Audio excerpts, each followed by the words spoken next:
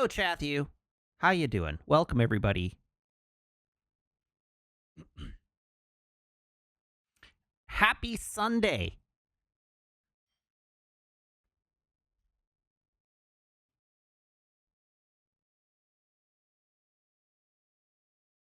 Damn, says, congrats, Matt. The audio sounds fine. Well, I did tweak it a bit before starting the stream tonight. I'm still not as loud as I'd like to be. I haven't quite figured out how to bring my dynamic range down but push my absolute volume up. I'm still tweaking that, but it's okay. It's okay. I think it's all right at the moment. Anyhow, yeah, it's been a pretty good weekend for me. What happened on Thursday? As we all know, I had a migraine and I didn't stream, and I ended up sleeping through most of the evening. I got up around 8:30 and had some, I don't know, I watched TV basically. And then Friday was my birthday. So Friday I took the day off work. That was nice. I didn't have to work on Friday. It was very good. And what did I do? I slept in, and then I got up and I futzed around the house a bit, and I went on an adventure. I went out to Magic Box Hobbies in Kitsilano, or in Kerrisdale rather, and I didn't get anything. I just browsed, and then I drove out to the Lego store in Richmond, and I looked at Lego, and that was fun. I seriously considered buying. Well, I semi-seriously considered buying a couple of Lego kits. But I didn't buy any. I did only look at Lego kits. So I have this deep-seated urge to buy the Lego Titanic. And I don't have anywhere to put a Lego Titanic, but I really want to buy a Lego Titanic. It is a mere 849 Canadian dollars. But I want to buy the Lego Titanic. And then, yes, I do want to separate the halves and display the front and back half separately. And then I also want to get a small handful of Lego skeletons and one of the Lego submersible sets, and build just enough of the Lego submersible set to make it identifiable as a submersible, and then scatter its wreckage around the Titanic and put my small handful of Lego skeletons nearby. Technically, you wouldn't need skeletons from the submersible. Well, I know. But it would be fun. It would be very fun. Just 3 little skeletons near the wreckage of the submersible. I'm on board. Just for fun.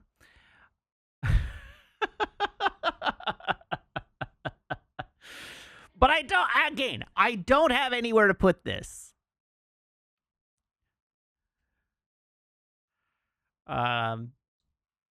The ultimate way to do this would be to get a large enough fish tank to fit the Titanic model in it, and then put the little Lego submersible in.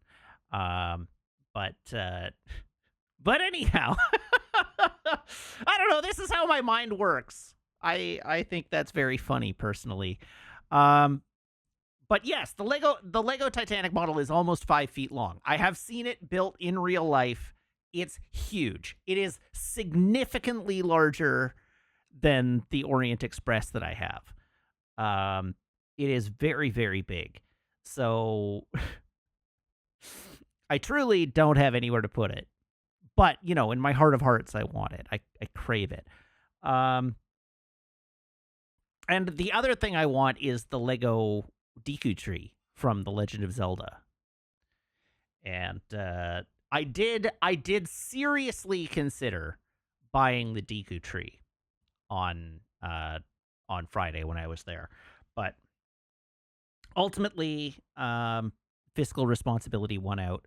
I do still want to buy myself a little Christmas present or birthday present of some kind, but my yearly bonus from work comes on my next paycheck, so I'm kind of holding the line until my bonus comes in. Um, I'm making an effort not again. Every time I say something to this effect, you all roast me, which is fair. But I am trying to avoid spending money, and I'm doing an okay job. I'm not doing a great job, but I'm doing an okay job at it.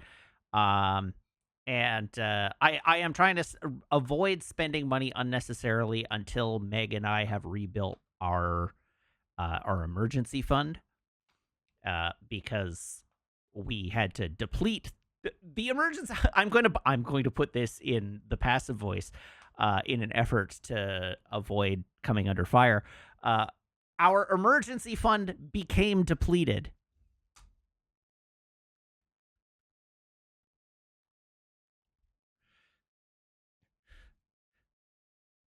And how did the emergency fund become depleted? Well, it was definitely the car breakdown was a big part of it, and also the PS5 Pro was a big part of it.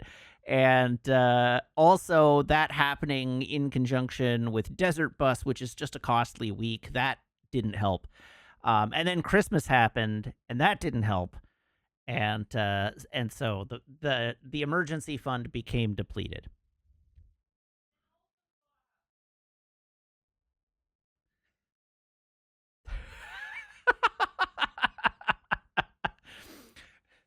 Okay, so in fairness, the plan was not to deplete the emergency fund for the PS5 Pro. Or rather, if any one of those things had happened, it would have been totally fine. I used the money from my savings to pay back my credit cards that I didn't pay interest on the PS5 Pro, and then I was immediately going to put money back into the emergency fund to replace the money that I spent on the PS5 Pro.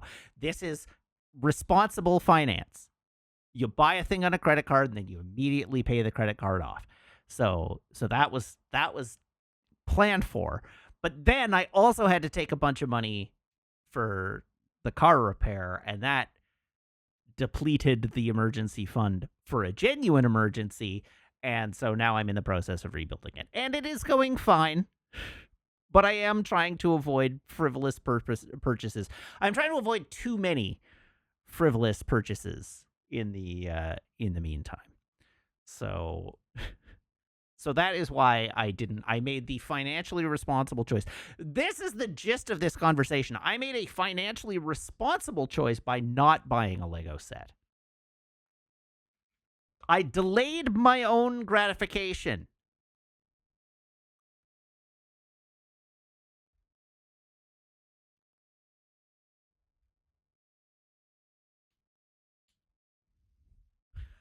And you should congratulate me for this.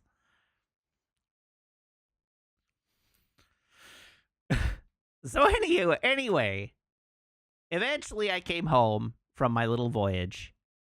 I managed to not see a Cybertruck all day on my birthday as well. That was exciting. I didn't see a Cybertruck. That was good.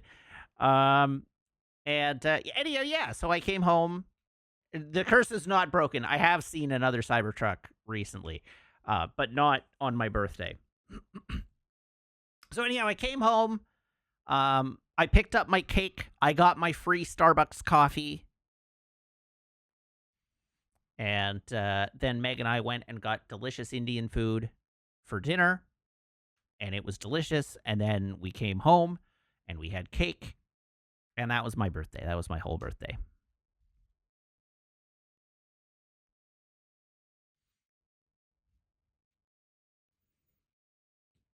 Hooray. And then what did I do yesterday? Yesterday, I spent 6 hours working on my Gundam. That was what I did. I spent 6 hours. Well, 5.5 hours on my Gundam yesterday. Um, Yes, that's right. Meg says yesterday we had enrichment in our enclosure, and that's fairly accurate. We had enrichment time in our enclosure.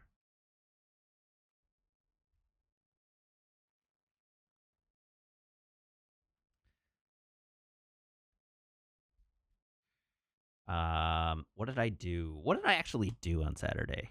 Oh, I got all the I got all the parts, all the remaining parts of my Gundam clipped out. I got all the remaining parts of my Gundam washed, and I got the backpack, all of the backpack parts I got primed, and then today I built the backpack and then I disassembled the backpack, and I think I'm basically at the point where I can just focus on painting. I don't think I actually have anything else of consequence that I need to worry about. I can just paint from here on out, which is pretty exciting. I can start making actual progress. Anyhow, Laron, thank you for the raid. And I'm sorry you drove to Montana. That's not Montana is not a drive from where you live, as far as I'm aware. I'm pretty sure there's an ocean between where you normally are.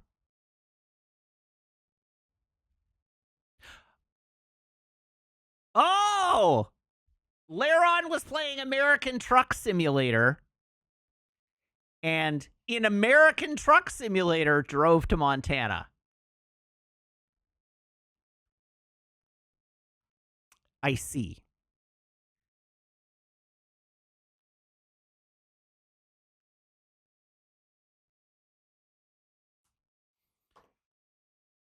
I don't know. People travel. It's entirely conceivable that Laron packed his family into a plane and flew to America and then drove to Montana. This is not a thing that couldn't happen. I don't know why one would at this point in time, but it could happen.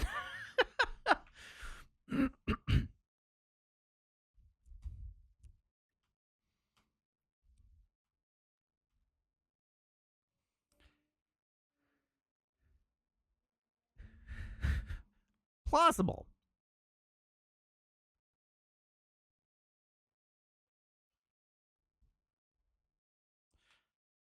So anyhow, today I slept in until like 1 and it was bliss. And then I worked on my model all afternoon. It was a very like this weekend has been very enrichment time in our enclosure. And the only problem with this weekend is that it's nearly over and I have to work again tomorrow. Which is not to say that I plan to work very hard tomorrow. Let's hope my boss isn't watching. But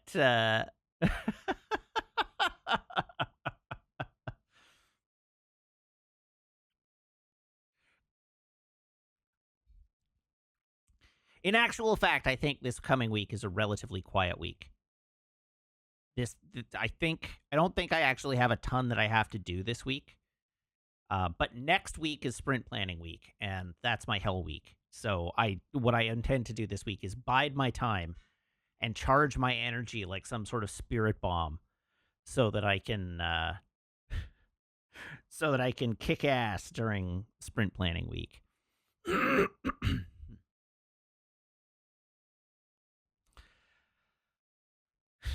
That's the plan. All right. Pleonastic Tautology, thank you for the resub. Now for 4 months. And the Maricat, thank you for the resub. Now for 39 months.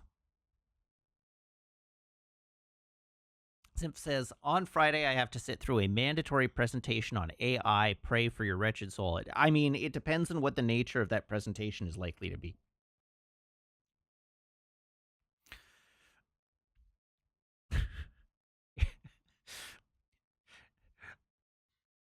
I don't know. I can see ways that such a presentation could be quite enjoyable. But I assume that's not the situation you're in.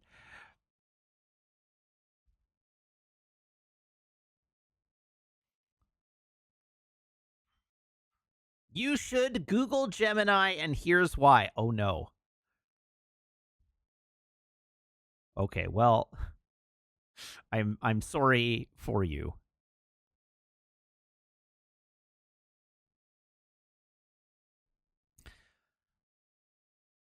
I think I have to do some training this week too. I think I have to do policies training this week, which I will spend some time on.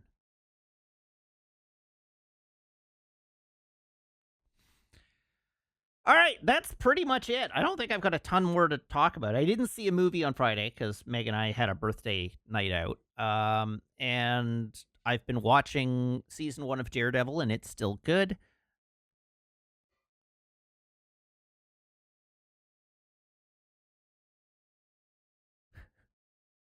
Lady Mix says the local tech Slack has suddenly realized that in the rush to love AI, they've turned themselves into AI code reviewers, and work is less fun now, and that's been satisfying to watch. I believe it.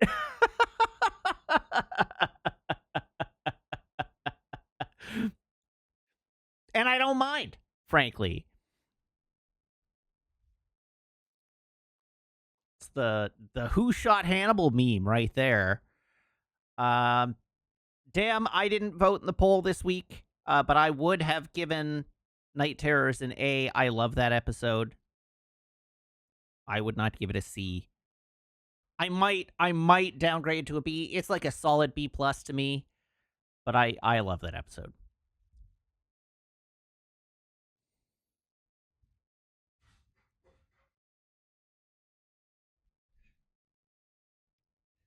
Hawkeye, thank you for the gift subs. Congratulations to Dixon Fire and Unsalted Ham and Echo Tech Knight and Doran003 and Mr. Bevers. Thank you.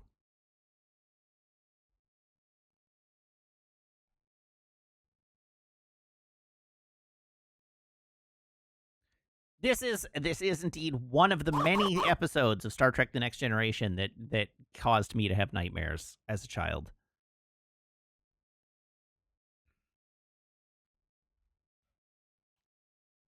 I mean, maybe nightmares is a bit much, but that definitely scarred me for life.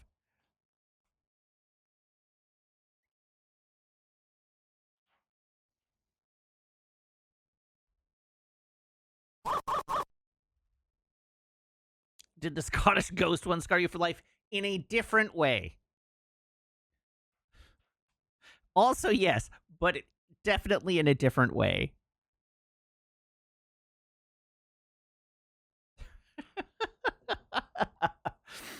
All right.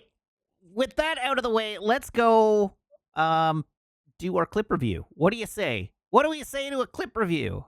It's time for a clip review.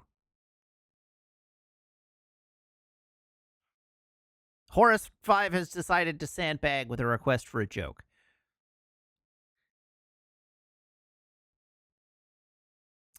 Why does Sauron do all of his business online?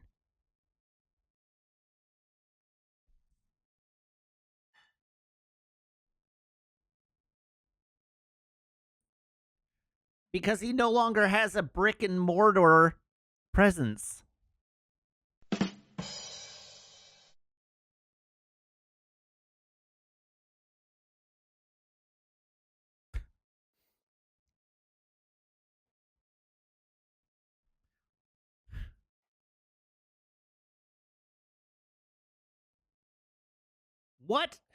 What religious holiday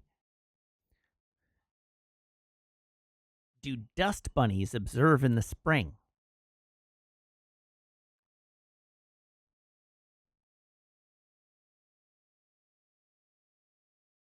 Lent.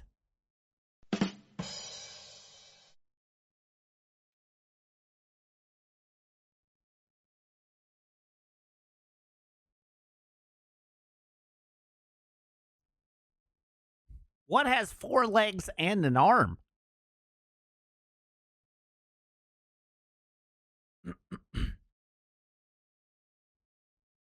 A Rottweiler.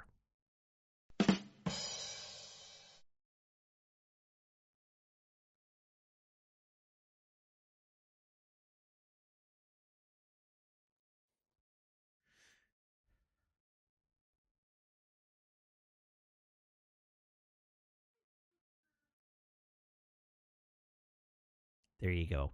I gave you a bonus joke.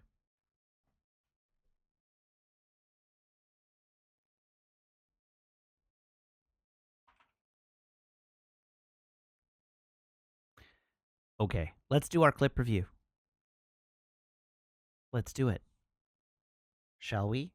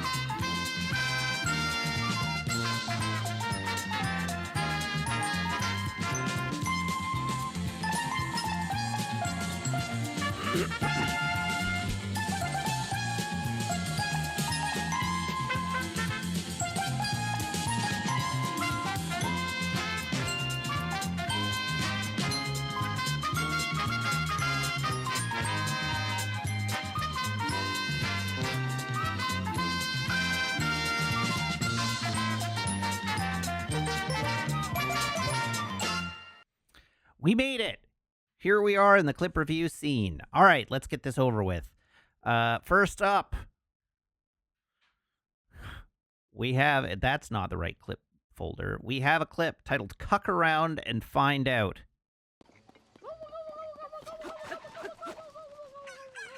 I should have known better. Oh, God! Oh, God!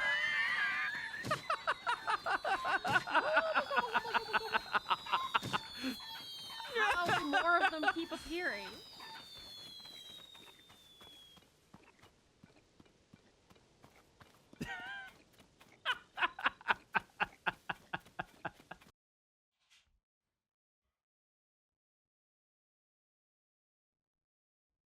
I did survive it. I did survive it.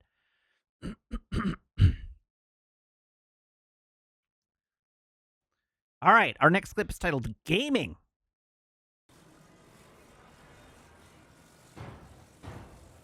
Damn.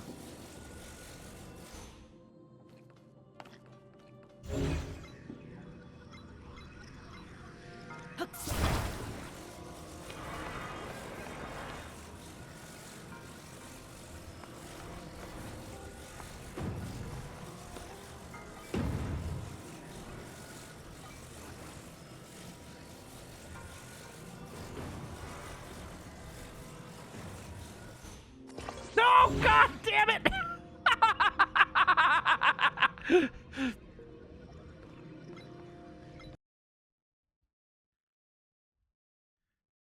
Our next clip is titled How the Sausage is Made.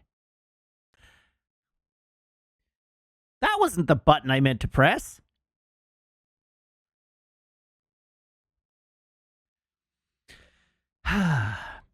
Okay, well, I've screwed it all up, but here we're gonna do this, and then I'm gonna press this button, then I'm gonna press this button, and then I'm gonna press a couple of buttons over here, like this. There we go.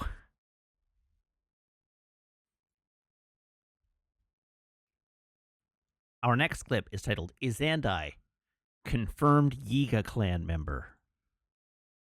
It was you. You lit up this tree, didn't you, Link?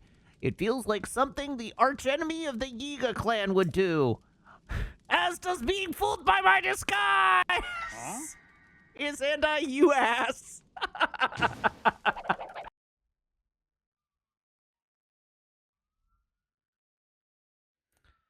This clip is titled Kaboom.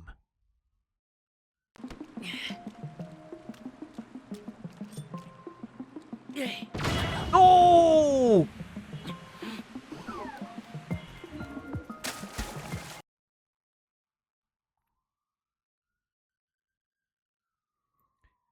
This clip is titled Once More for Clarity. Whoops. Oops.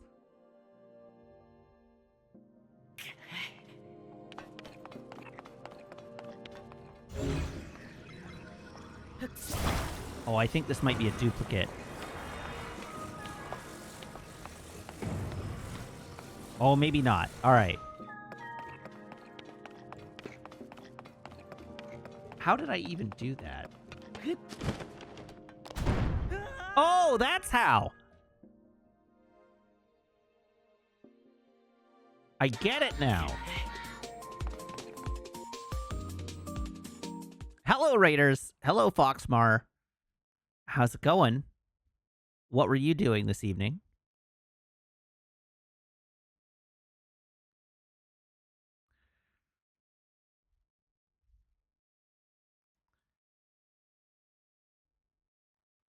Repo. Neat. Our next clip is titled, Once More, Still a Trap.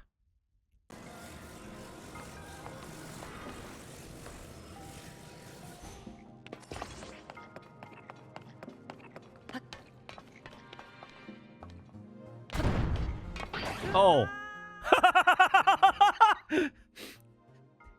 All right, well, the trap is different than I understood it to be. Next, we have Synchronicity 115.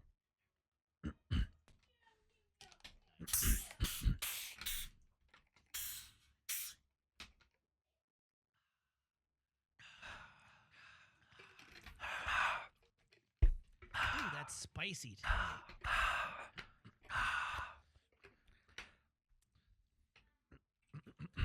Delicious. Actually, Chat, if you look very, very closely, the orange. This clip has gotten very long. I do look a little more gray today. I'm not sure why that is. It's just the auto white balance doing its thing. Synchronicity 103 sounds like an easy listening radio station. You're listening to Synchronicity 103. You know what it is? Ahem. I've been on a new blood pressure drug. I do regret since Sunday. switching directions. And my blood pressure is Everyone. down 15 points.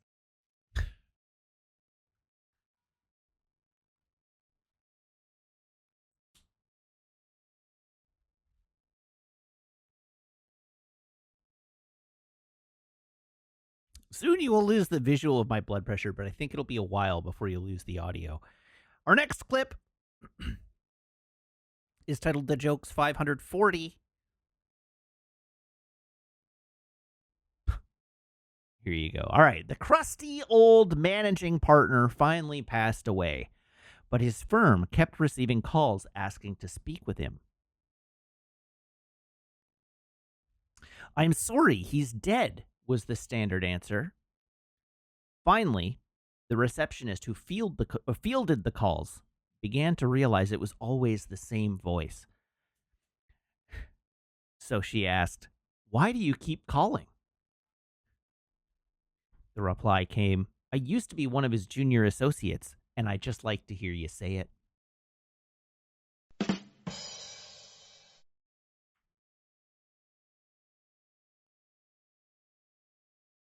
There you go. Vorlon asks, do you ever get self-conscious about what you say during Synchronicity, knowing that we'll hear it every week for months? I mean, I do kind of regret talking about my blood pressure meds. But I think the answer to that is not really. The next clip is titled The Jokes 541. My 4-year-old nephew is unable to say please in Spanish. Is that poor for 4?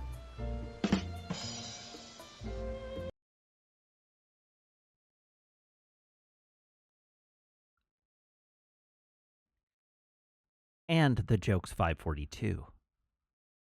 All right, did you know that if you turn a canoe upside down, you can wear it as a hat? Because it's capsized.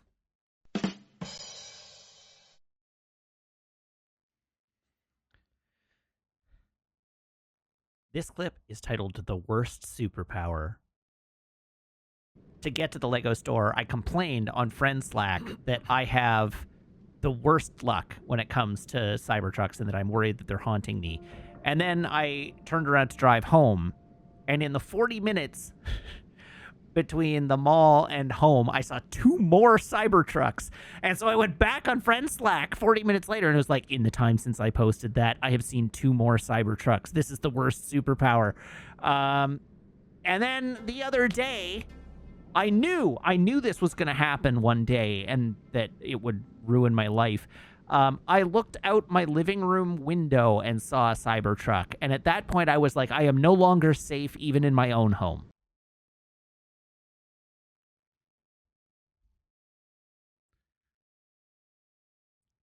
And our last clip of the day is titled We Fear Change. The only people who hate change more than me are you.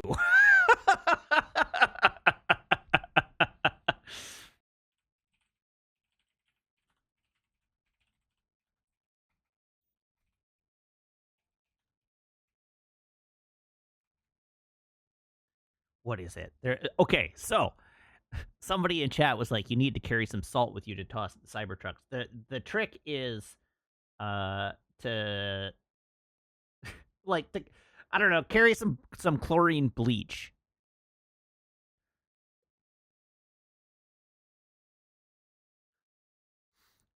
Like there are definitely chemicals readily available that you can carry that will actually just corrode, like actively corrode the stainless steel.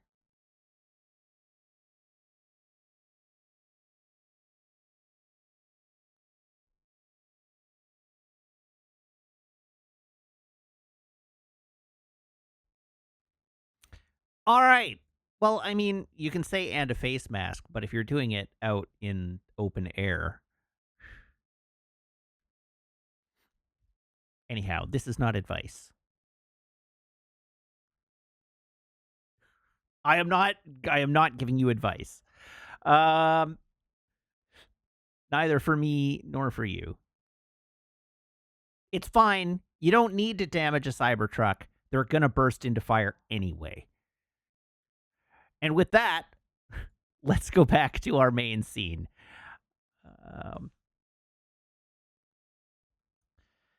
If I can remember what buttons I'm supposed to press.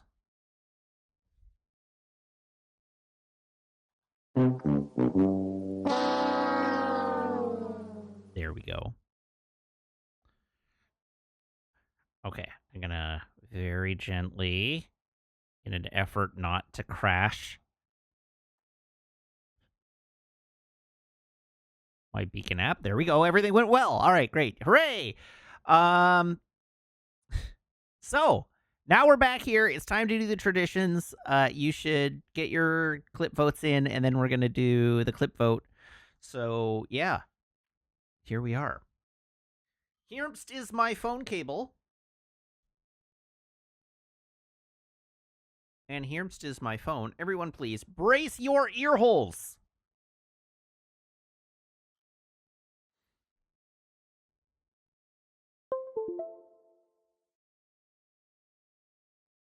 Oh, yeah. I forgot to mention for chat when we were talking about my birthday. Meg got me a very thoughtful birthday present.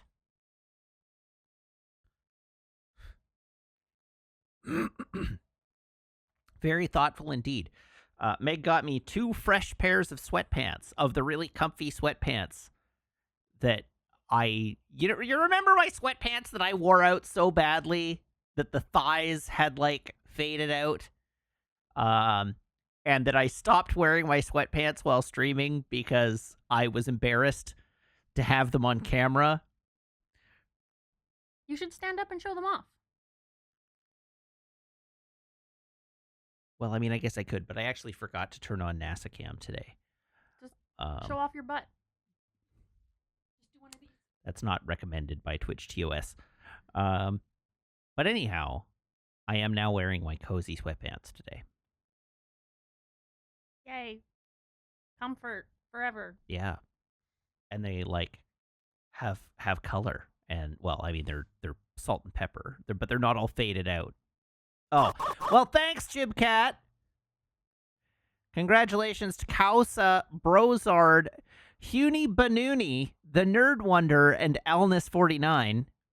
And I guess I am going to have to figure out how to turn on the camera without flashing you all. So good work.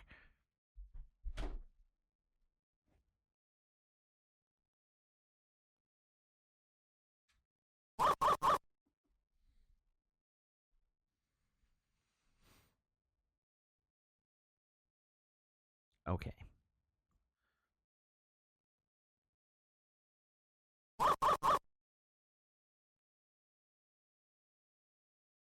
There we go.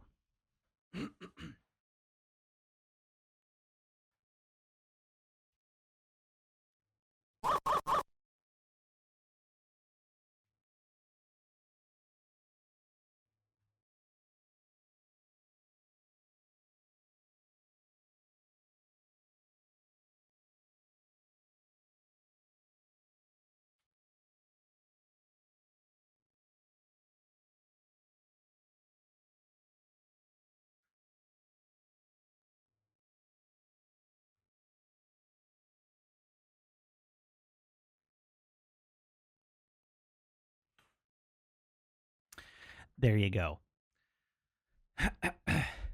They are very comfy. They're very nice. They're from a Canadian company, actually. The Canadian company is called 10 Tree. This is not sponsored, but just like I really need to get better at arranging a sponsorship before promoting a product on my stream. But 10, numeral 10, 10 Tree is the name of the company. And this is the men's Atlas sweatpant in the salt and pepper colorway.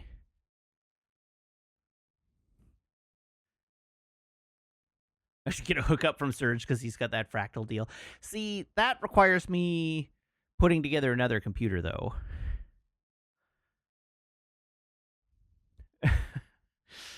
Which I don't want to... Remember what we were just saying about not wanting to frivolously spend money?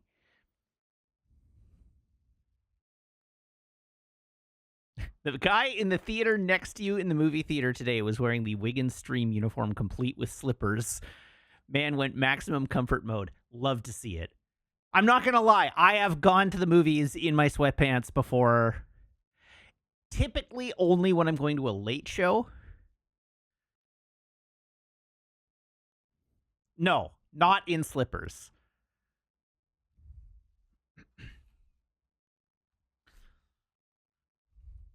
Anyhow, just like the Doer jeans that I talk about and adore, the 10 Tree sweatpants are very good.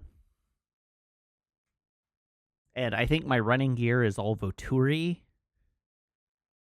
I'd have to look it up, but I recommend that as well.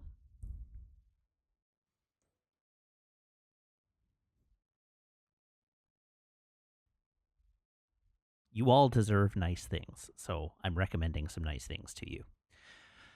All right, so with that, we should do our beverage reveal for the evening. Garcon, can I have a drum roll, please?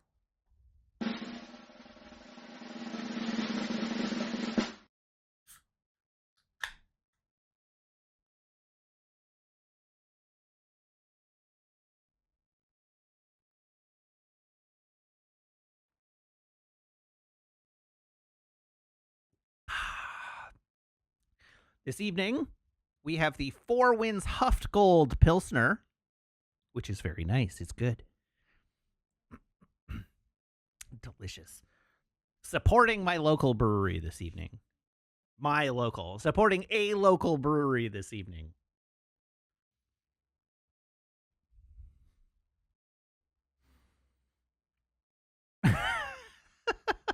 Pleonastic says he said it's nice. Let's go.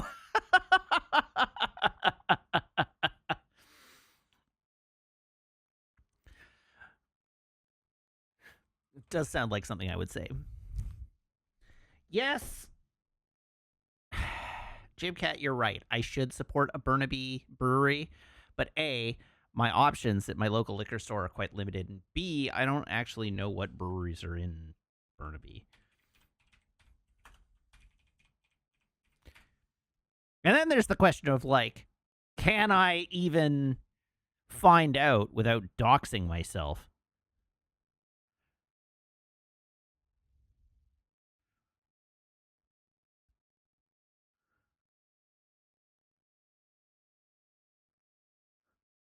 Oh, come on. There aren't even breweries in Burnaby. Daggerod is, strictly speaking, but only barely.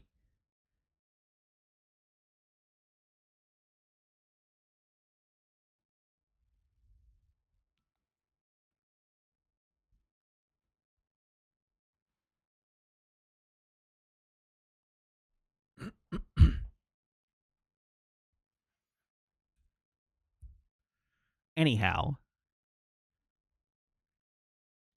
that's it. All right, we should crown a monarch. Let's see. Who shall be our monarch this week? What did I like? I liked that. I liked that. I like that. Let's go.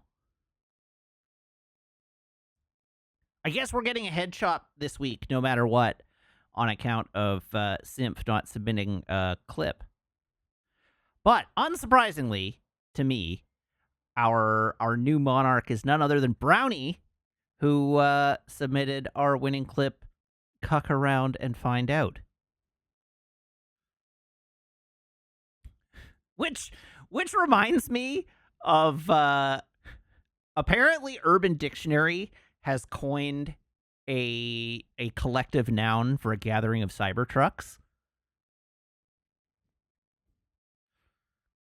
as a cuckold of Cybertrucks, which I think is pretty funny.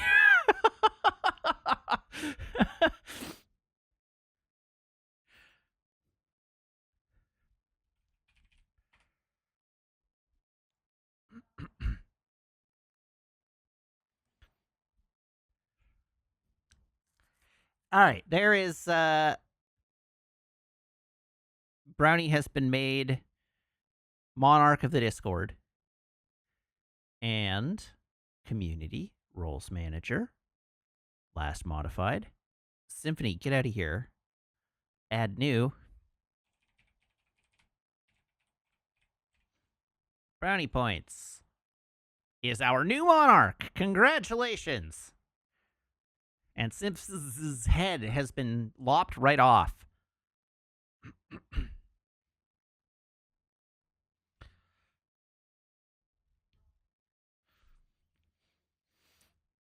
A class action of Cybertrucks is also really funny.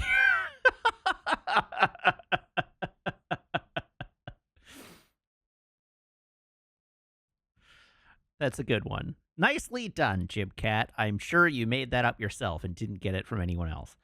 All right, let's play a video game. Let's do the thing that we're here to do.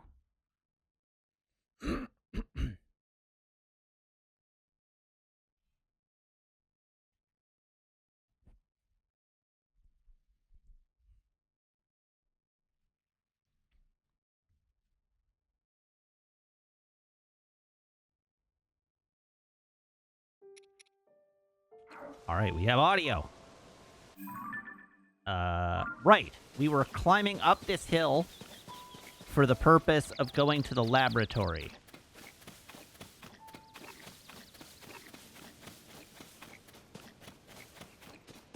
Oh, look at how close that dragon is. Jeez.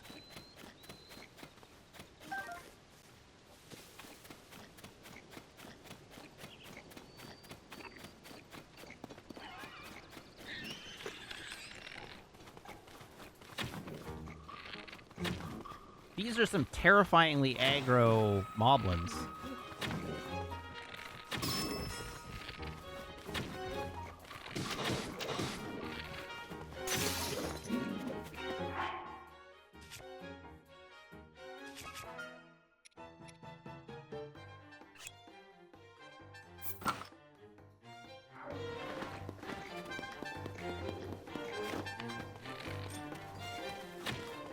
Oh. Really? I shot it right in its horn.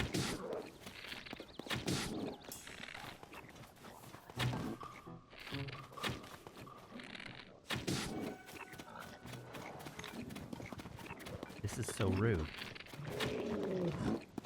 Oh, God! The horn isn't the crit spot? Is it their face? Oh, it is their face. All right. Oh, God!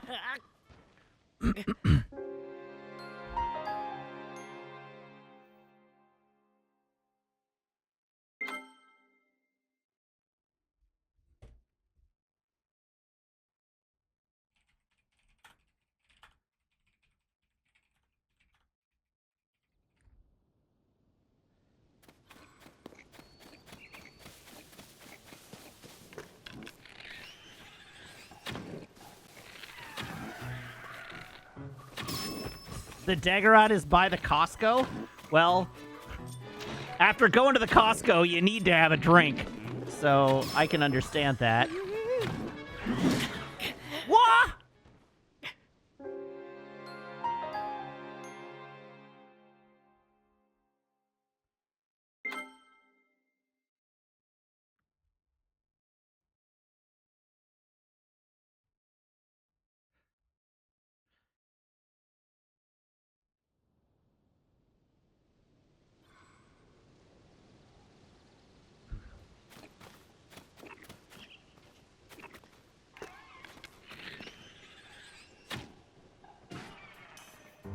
Not this time!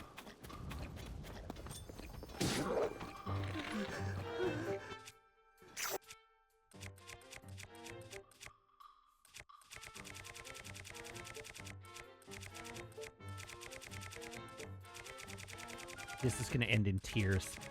I know it. Balls!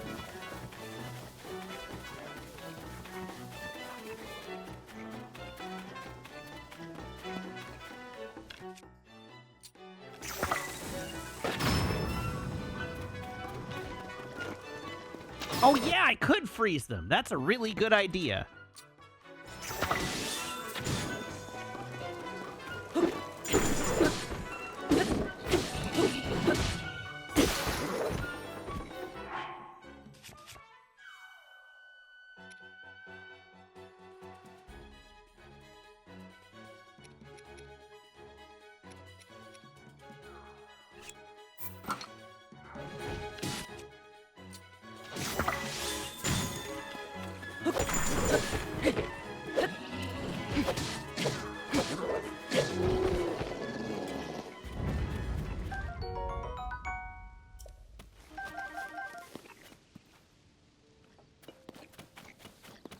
All right, well, these moblins are terrifying.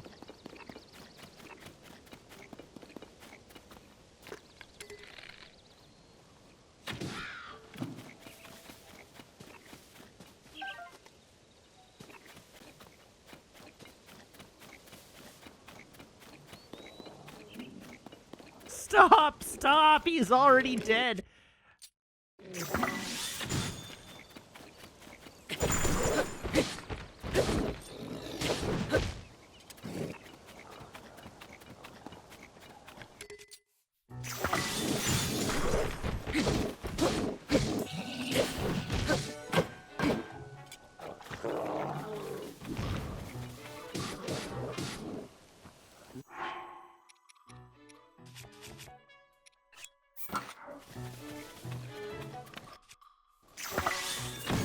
Ah!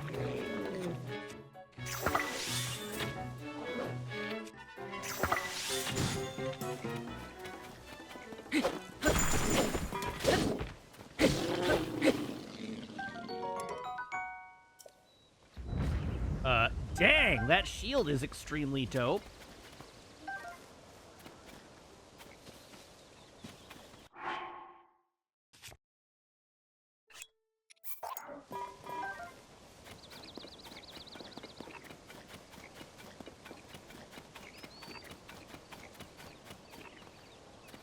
Well, that poor guy's dead.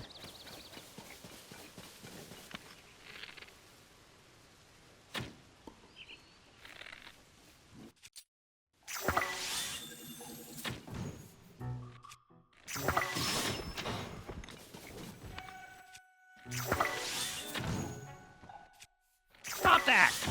Oh my god!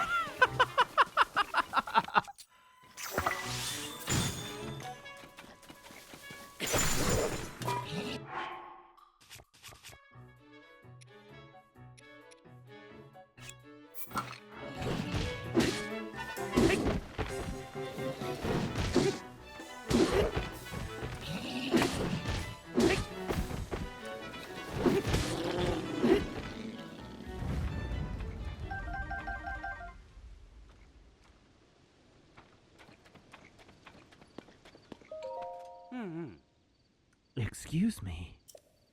I'd heard that the Yiga clan had a branch in this area. If that's true, then it's important I give a wide berth.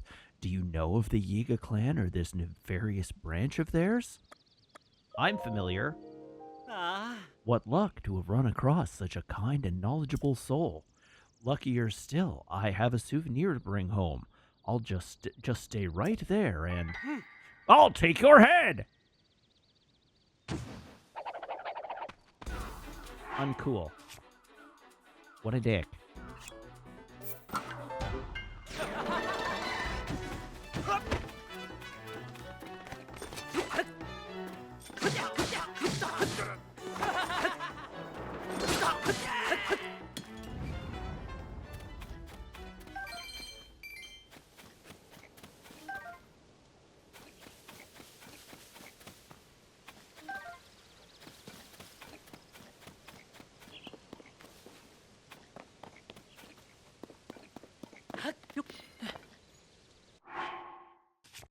I can't think of a sufficiently goofy way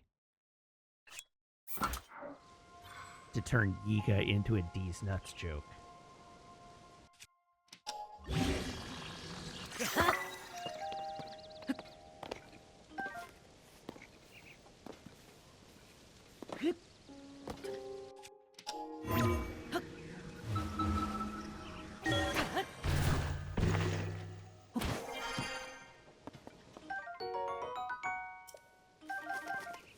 All right, we've got another joke request, so I better come up with one.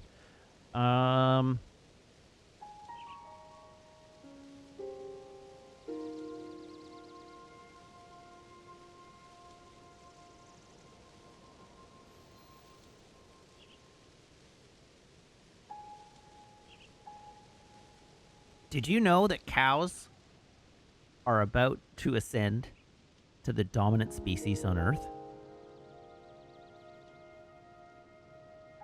It's the beginning of a moo era.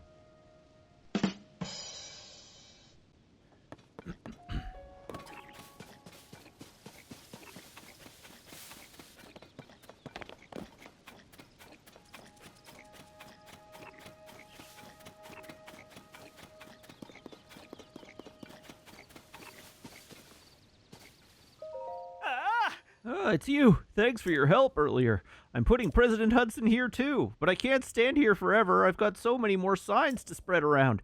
I don't know what to do. I'll leave you to it. I really should redouble my support.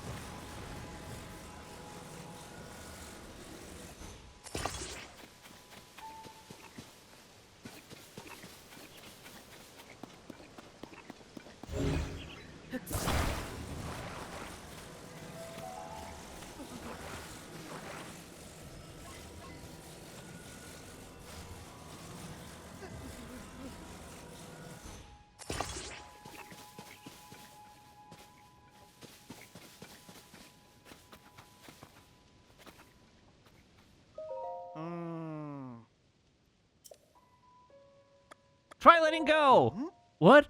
Are you gonna support him? All right, I'll let go. Oh, unforgivable.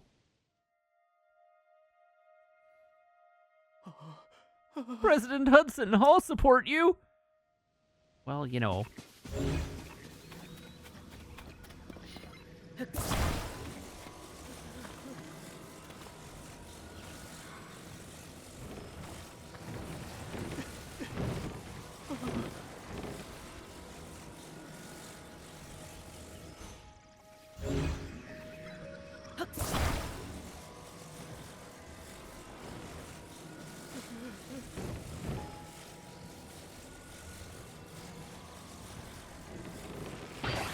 Oh, for crying out loud, really?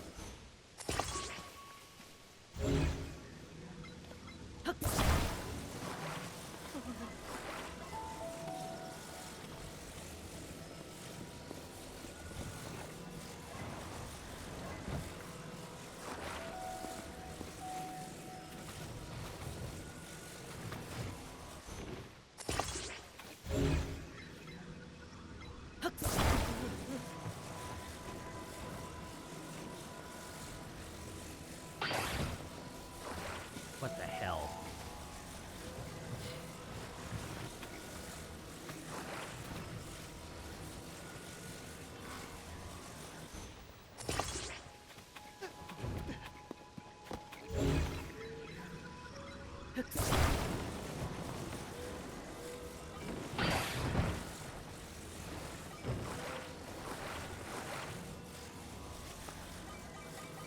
Yeah, I want to know why I can't attach anything to these signs.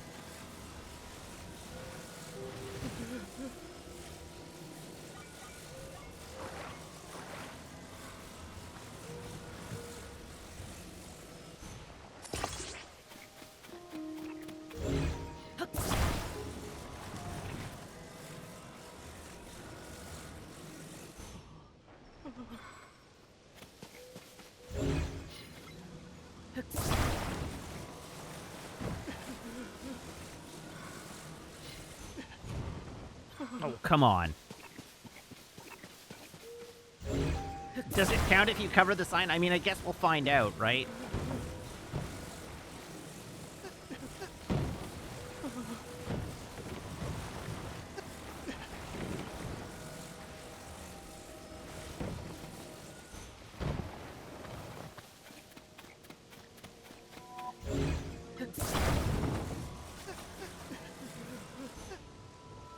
Oh my god. Now is not the time, Blood Moon.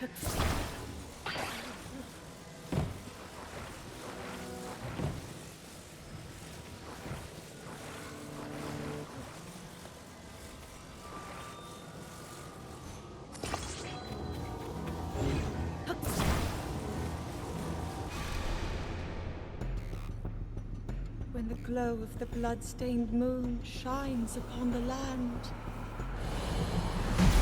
the aimless spirits of slain monsters return to flesh. The world is threatened once again.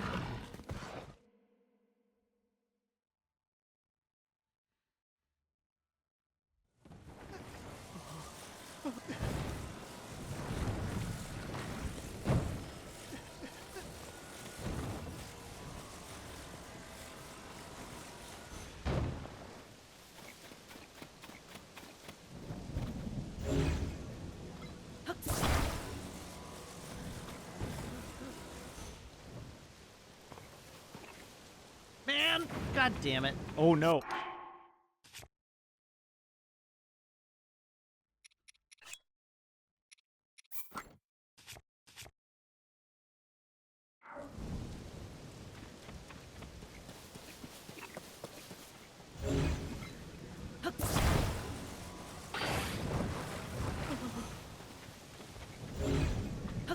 Doing this a different way.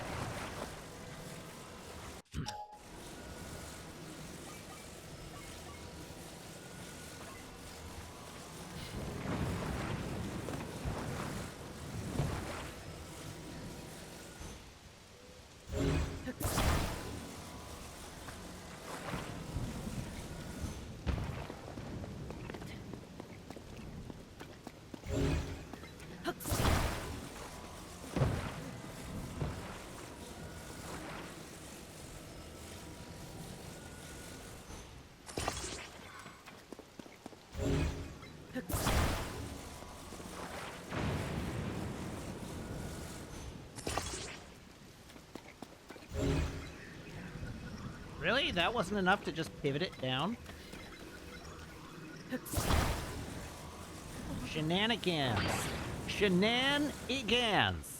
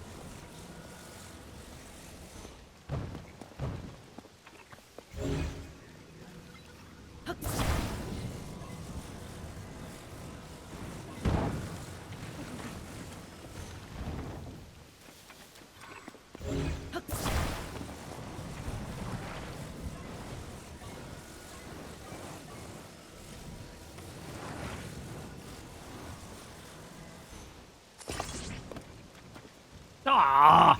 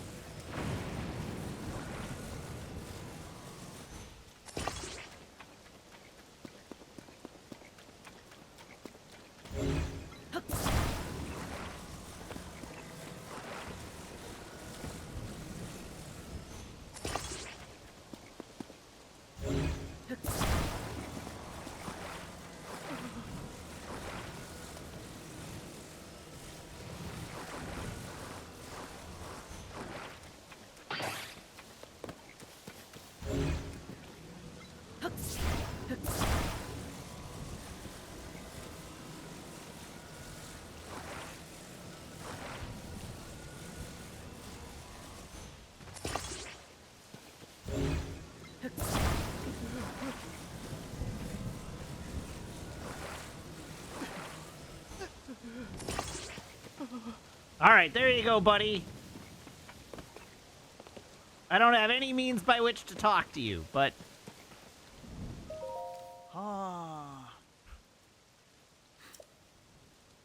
Try letting go of it.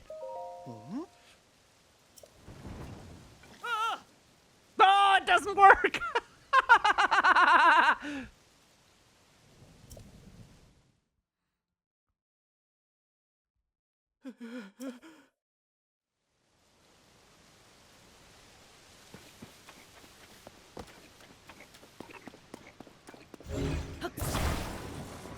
The fact that it reset it all the way over there is monstrous.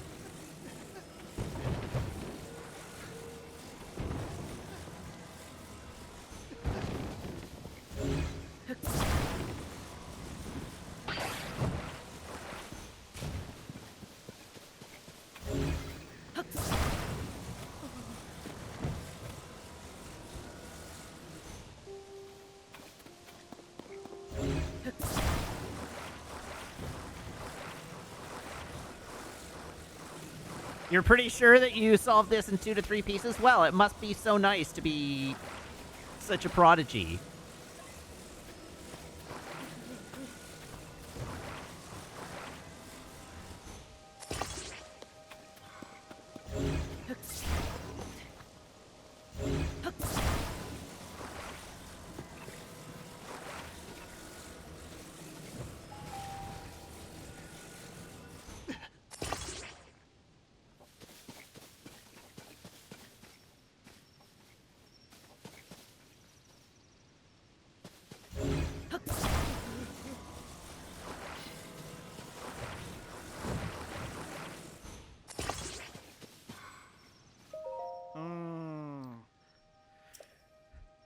Try letting go.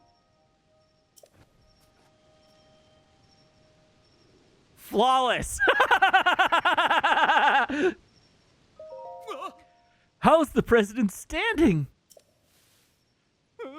That was brilliant. I would never have thought of it. Most people wouldn't have. All right, let's get him secured while he's still standing.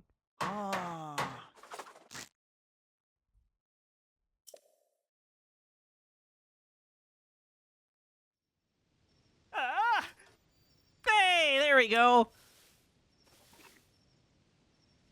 With your help, President Hudson is now standing proudly and firmly in place. It fills my heart with joy to see him doing so well on his own. Take this with my thanks.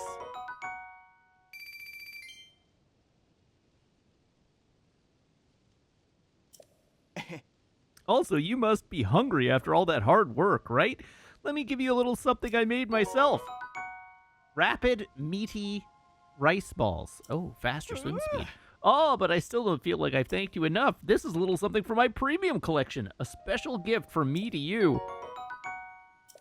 Now I can go to other places and put up more signs.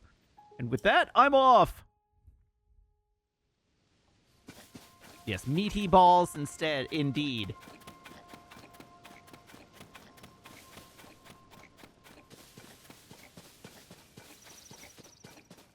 They call that a prairie oyster.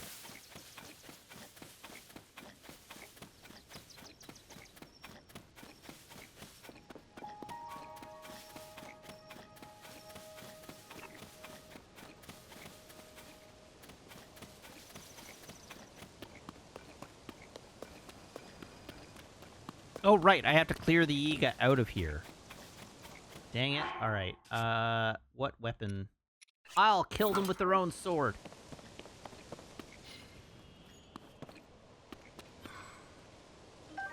Yoink. Sure? What is it? Wait, you? Sure? It's Link! Get ready for battle!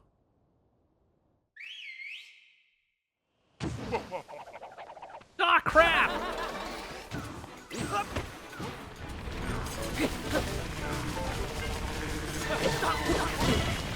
Oh, Jesus Christ! Oh!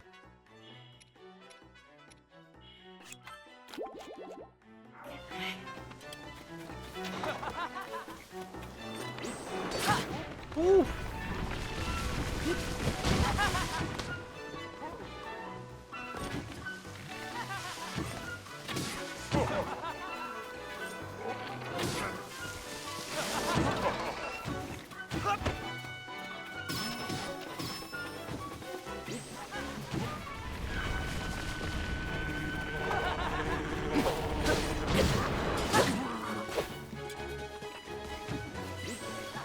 Ow! Where did I lose all this health?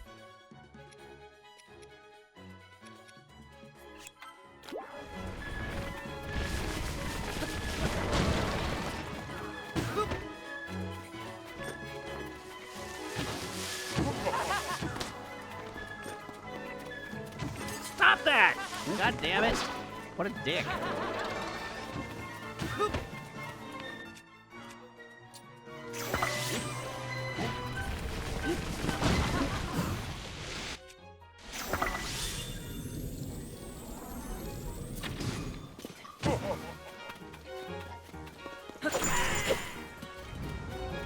One down.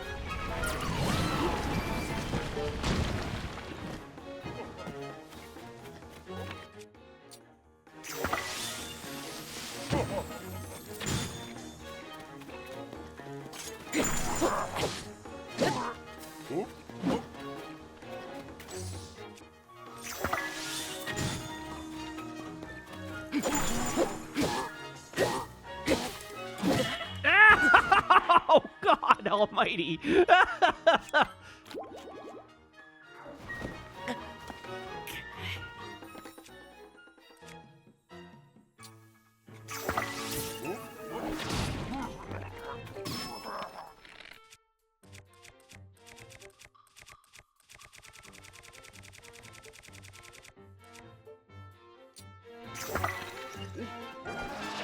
Go!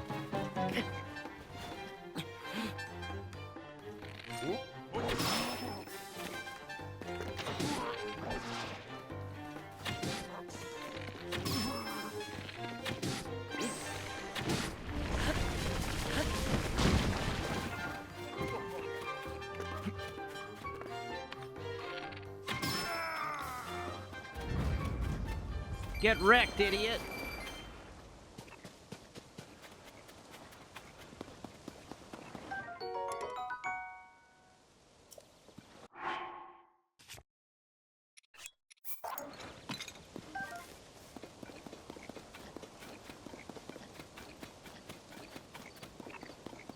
Alright, I have successfully defeated the Yiga clan. Oh, Apod is heading off to bed like some sort of coward.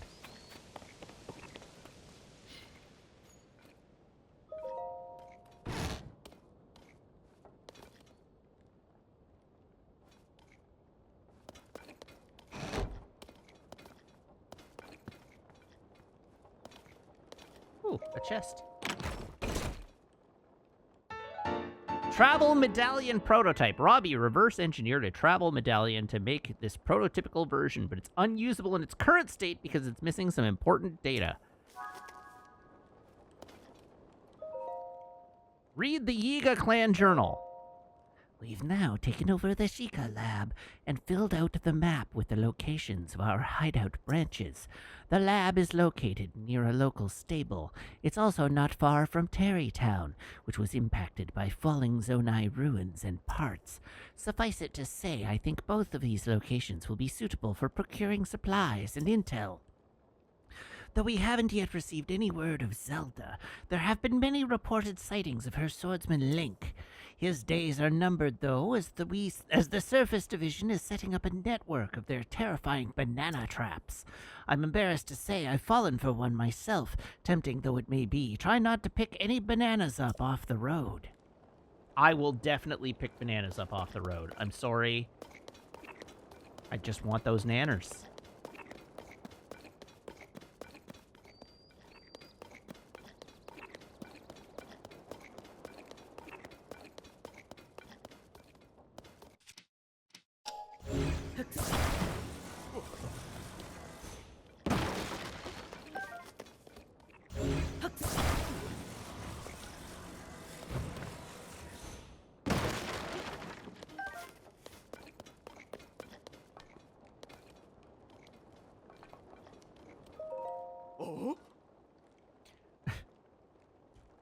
What does this guy sound like?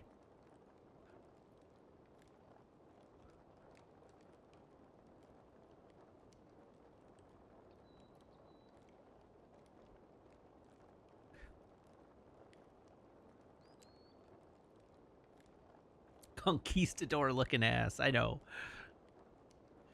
Look, I'm sorry, okay? I'll make your little uniforms without any more complaints, I swear. Hold up. Hey, superstar, you're not with the Yiga clan, are you? Please, tell me you're here to rescue me.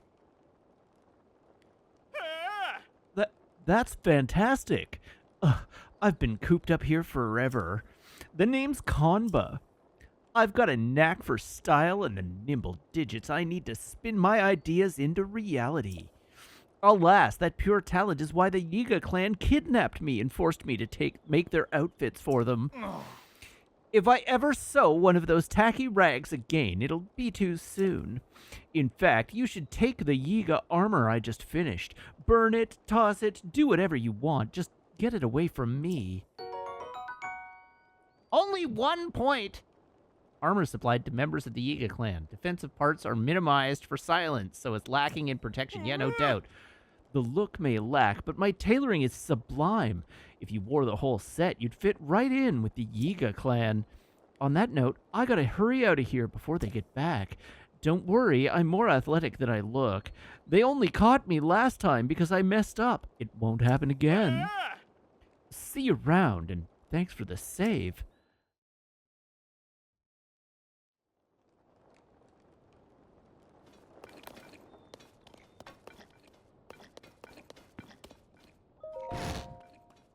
Out we go. I'm going to give a quick lap of this tower. Nearby down below. Is that so?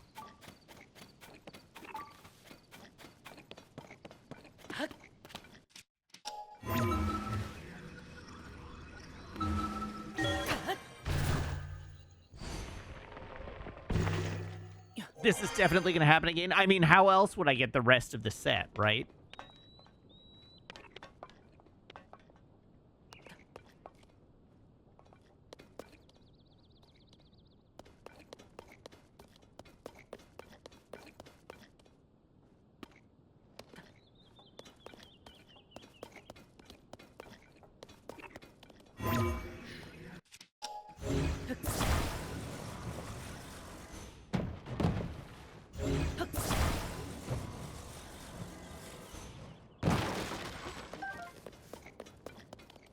Man, what a disappointment. There doesn't seem to be much of interest up here.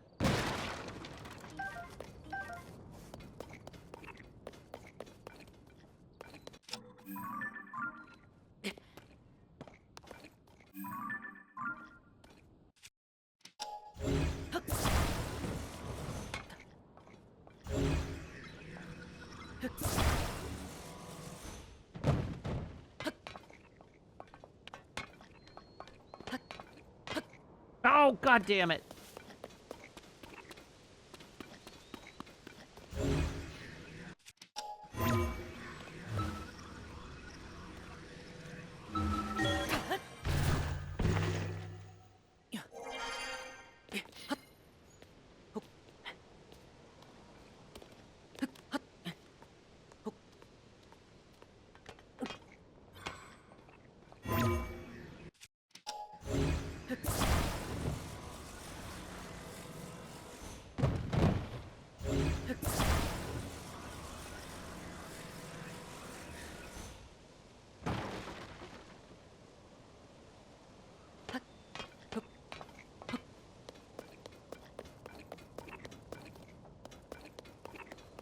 Hmm.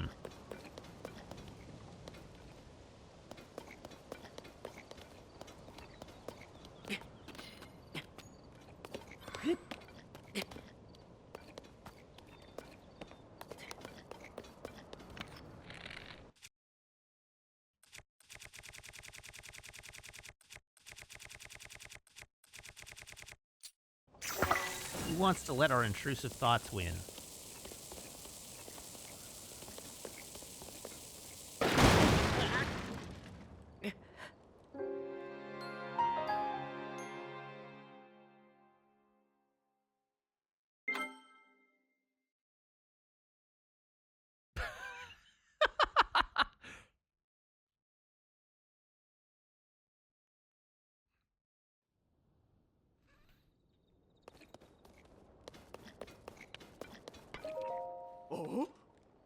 All right, we've already seen this, so...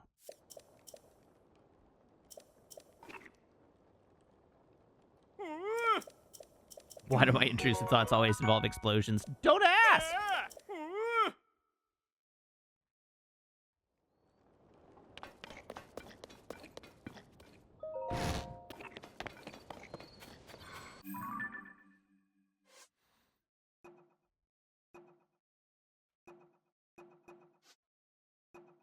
The travel medallion. All right. The Puropad has a feature called the travel medallion, which allows you to set a location.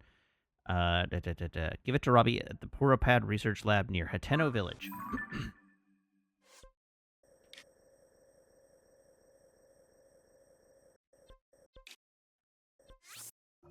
Let's go!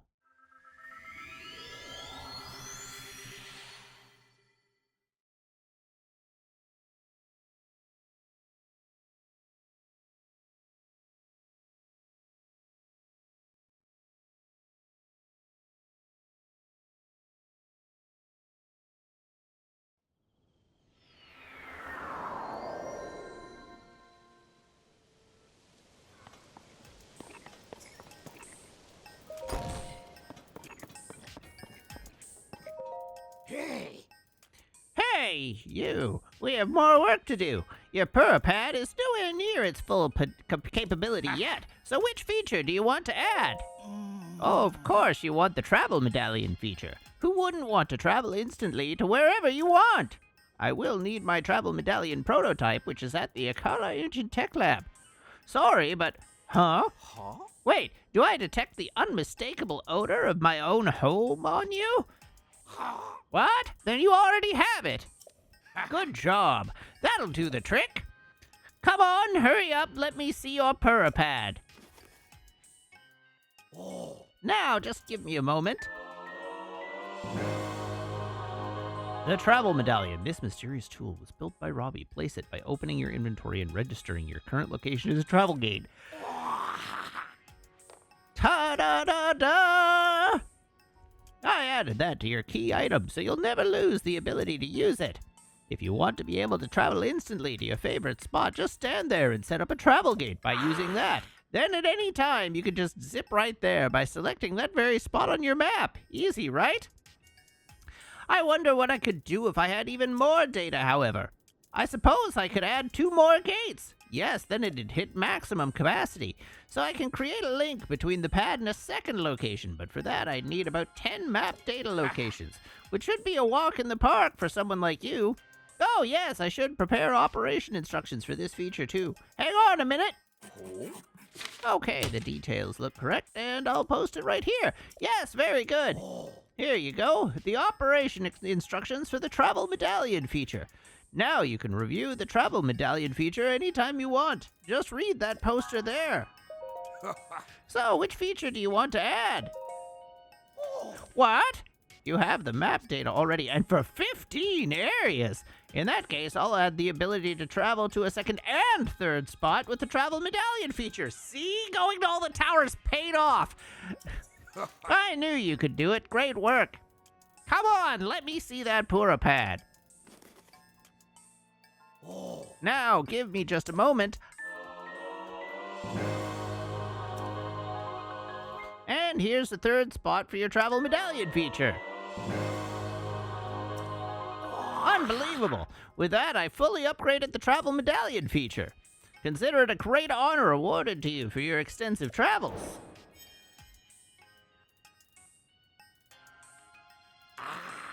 Though you can use the travel medallion feature now, your Pura pad is not yet perfect.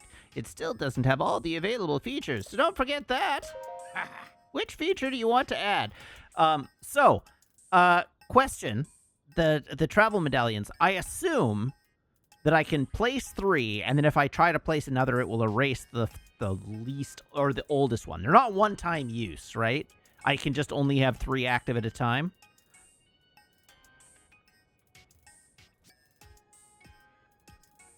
Correct. Okay, great. Sensor Plus. Unbelievable. You've got all that data. Then I can install that sensor upgrade right away. Let me have the Pura pad for a moment. Now, give me just a moment.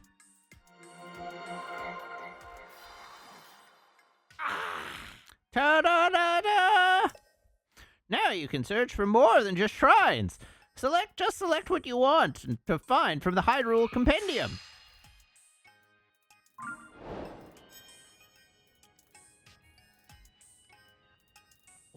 Actually, I have a compendium of my own. That's my compendium database. It's got everything you could possibly want to find details about. Oh yes, it's all there. Creatures, monsters, materials, equipment, and even different kinds of treasure. In short, a perfect collection of what you might one day achieve in your own Hyrule Compendium on the Pura pad. Curious, I invite you to access that database and see it for yourself. Oh yes, I should prepare operation instructions for this feature too. Hang on a minute. Okay, the details look correct, and I'll post it right here. Yes, very good. There you go, the operation instructions for the Sensor Plus feature. Now you can review Sensor Plus details anytime you want. Just read that poster there. Also, completed! At last, your Pura pad is perfect, and that means you are perfect! Aw, I'm perfect, just the way I am. That is the objective truth, I'm very pleased to say, because with all of that, you'll make infinitely better progress in your search for Princess Zelda.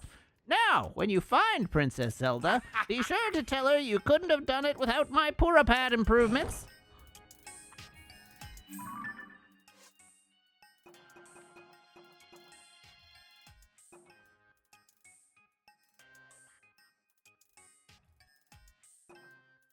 What now, indeed?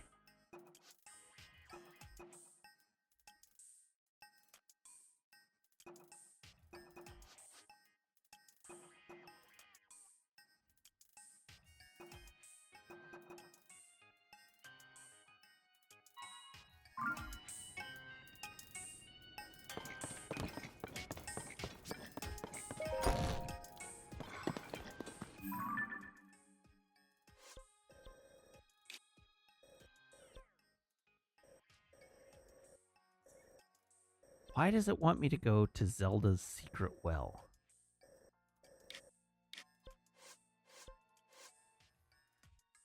According to Princess Zelda's diary, a new and improved champion's tunic is hidden in the throne room of Hyrule's castle. She wrote that the torches are the key, but what does that mean? Where even is Hyrule Castle on the map?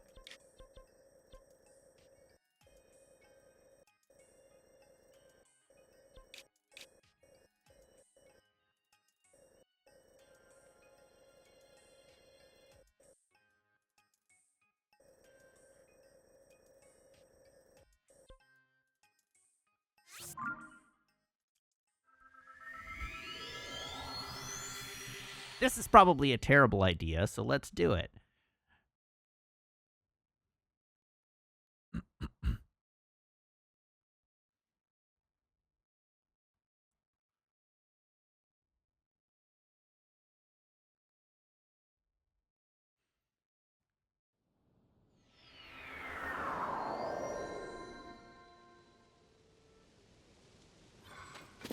Oh, I mean, there is absolutely no question that I'm going to get brutally murdered.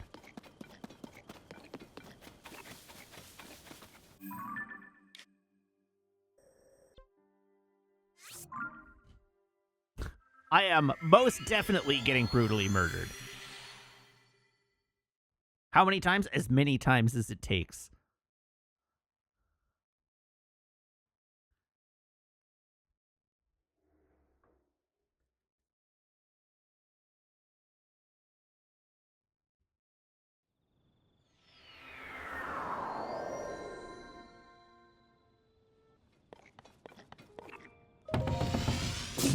Kablooey!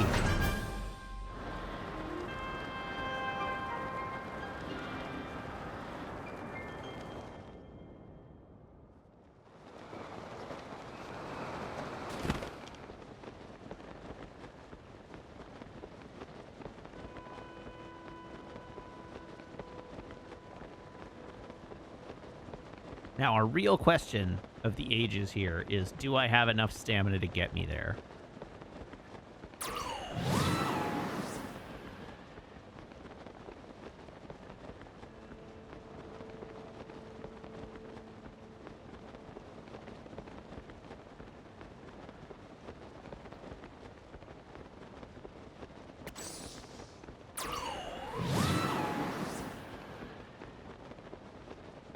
I do have stamina meals in my inventory, yes.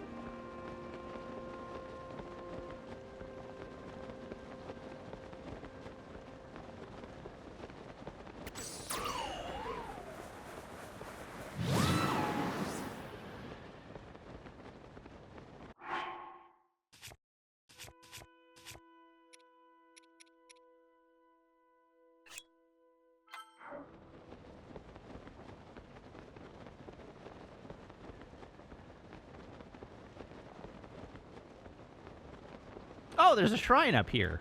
How exciting.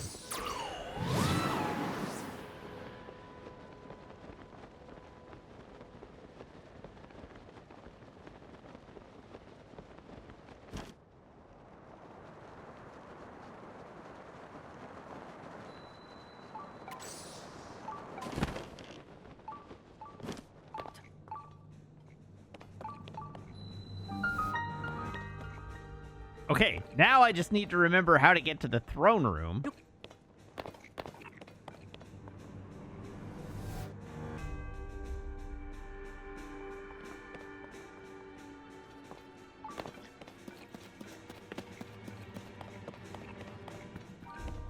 Oh, found it, hey?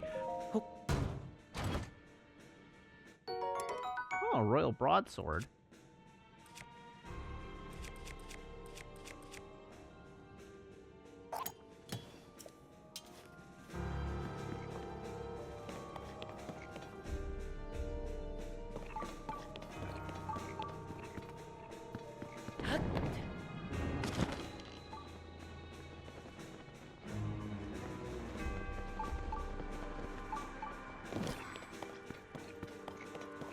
Okay, we're looking for torches. The torches are the key.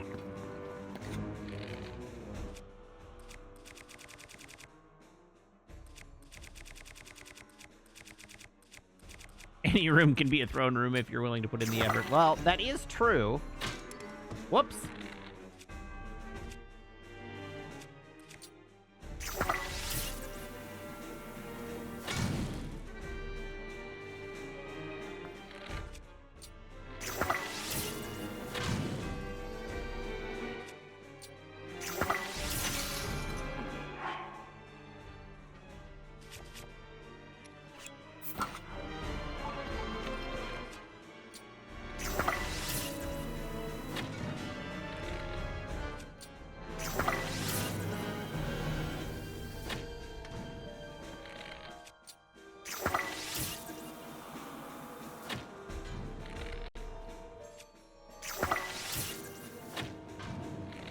I presume, now that I've done this, that these are not the torches in question.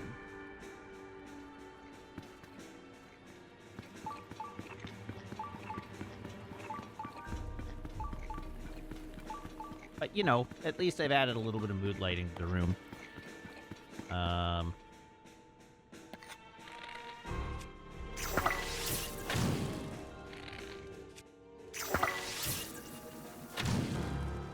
Hey!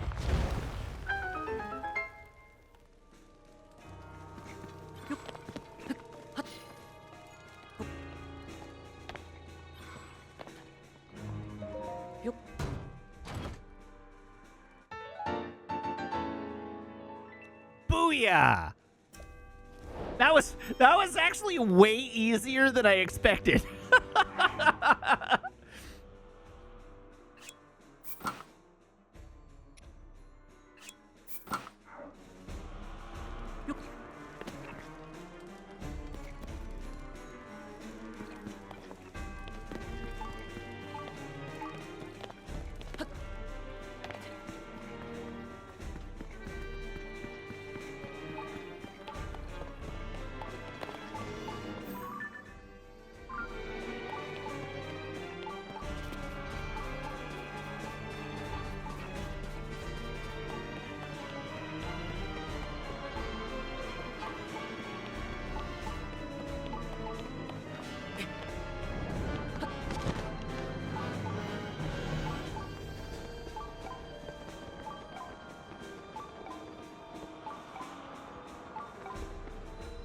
All right, and here we have arrived at the anus of Hyrule Castle.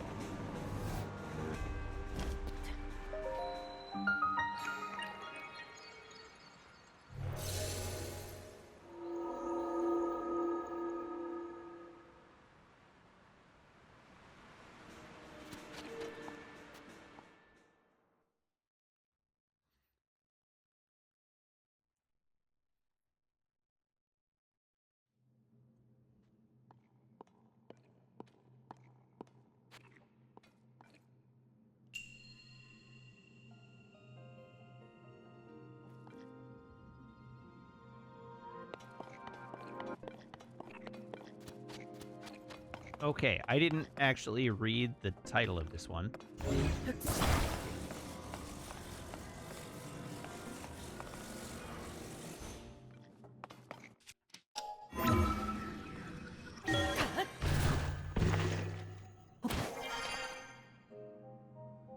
All right, look up, look way up.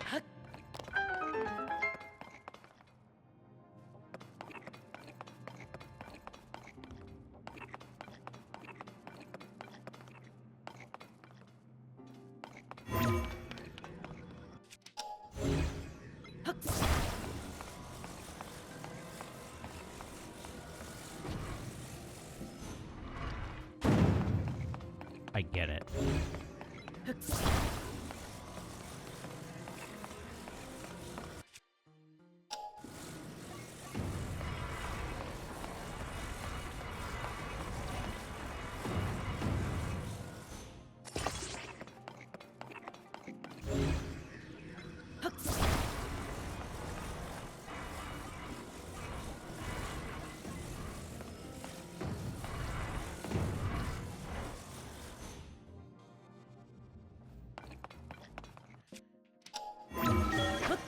Soup.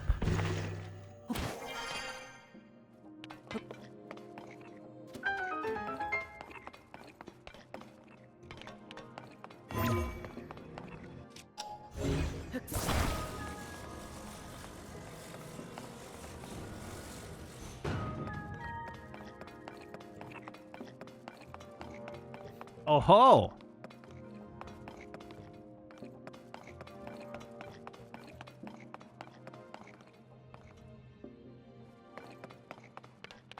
New plan.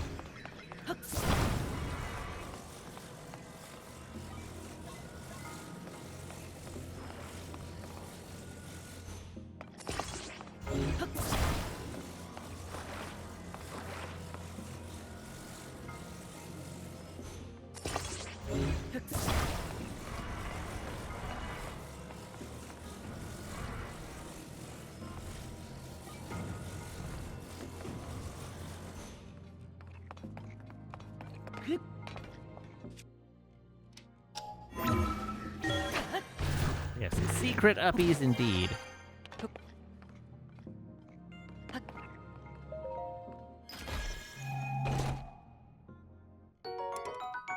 Okay, well, I don't really want the magic rod.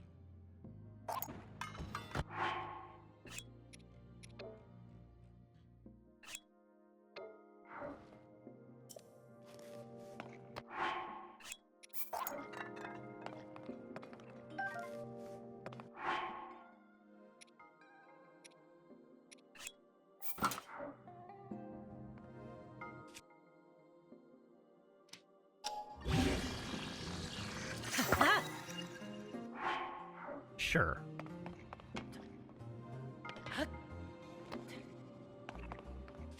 Have I tried using one with a gemstone attached? I most certainly have not.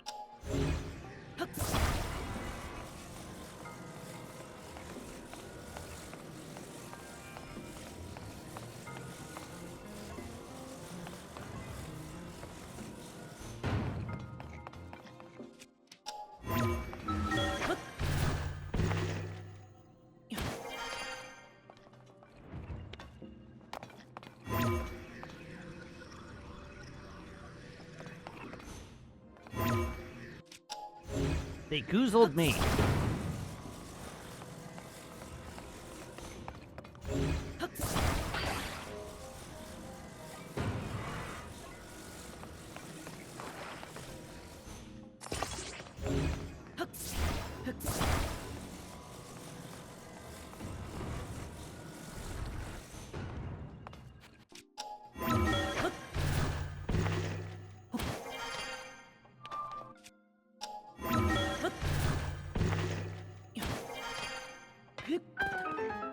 Okay, real quick, we should check the map, make sure I have all the... I do.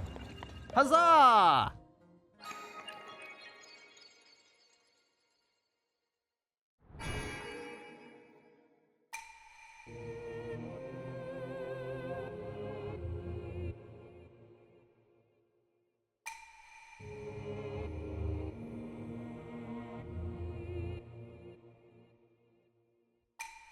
Hooray, we did it.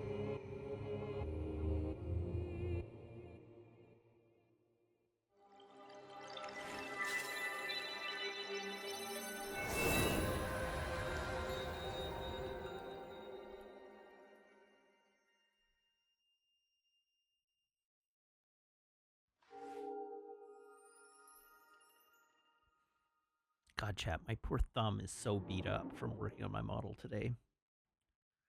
It's been tenderized.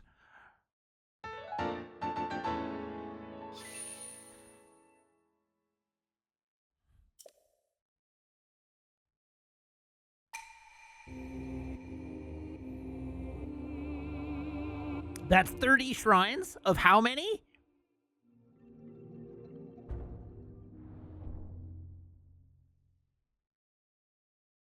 $152? We're 1/5 of the way there. We've completed 20% of shrines.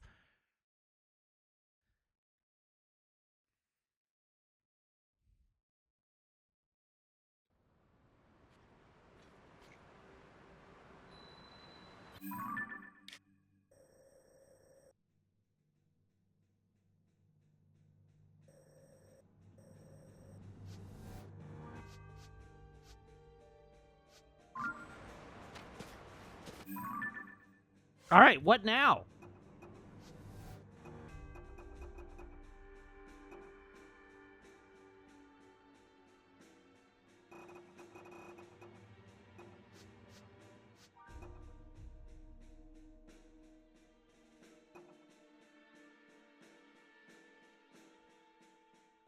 Having bequeathed his beloved bow to Tulin, Teba says he intends to craft a new Great Eagle bow for himself. He's willing to make one for you as well if you collect all the necessary materials. You will need a swallow bow, 5 bundles of wood, and 3 diamonds. We got pirates.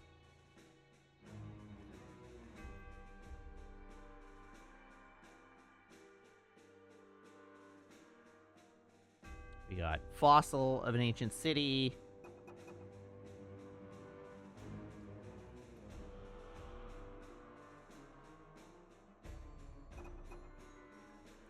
The White Bird's Garden. Laissa, a resident of Rito Village. Can't seem to recall the location of a cave.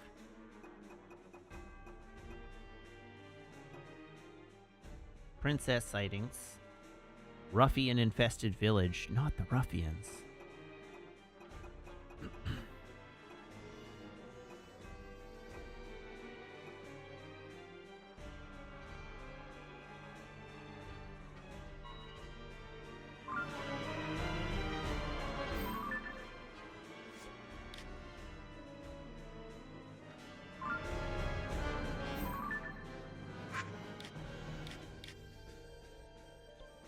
There's always main story. That doesn't sound like me. Does that sound like something I would do?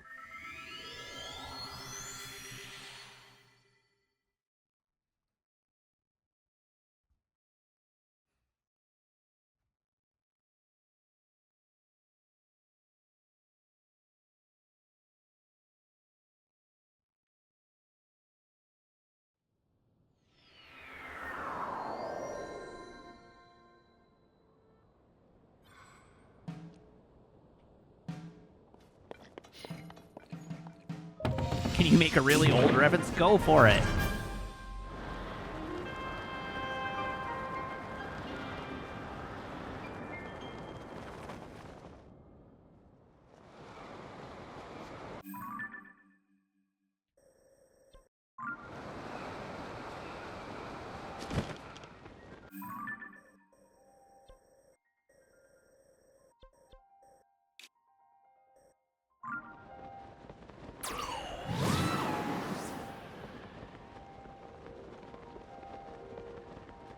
Me running around avoiding the main series quest is the same as going to Seattle to get my Xbox 360 fix. That is an old reference, and I have no idea what it means.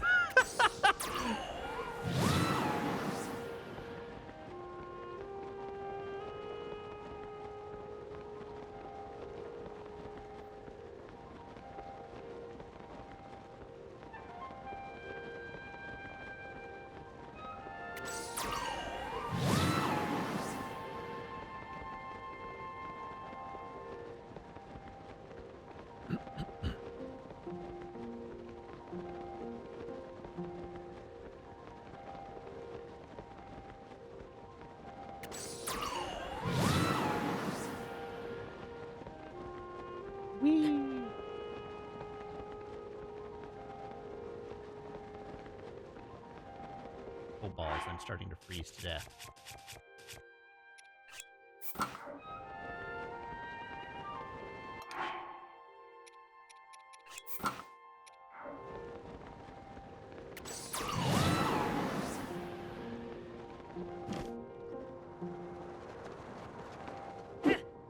Oh no!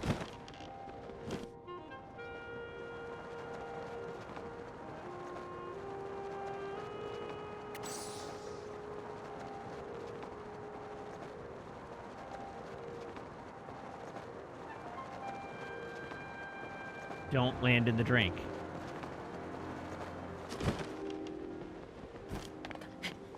Woo! Look at me go.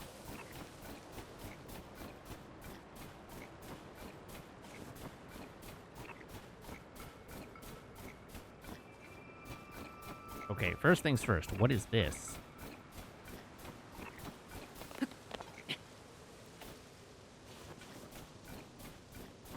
Listen, diving may be faster, and it may give me more control, but it requires me to remember how to do that, and I didn't.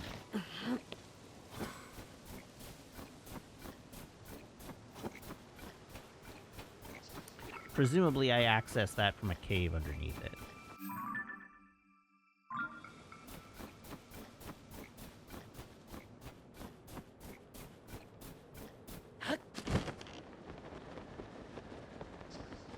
Yeah, I know it's on screen while I fall. I just never remember it.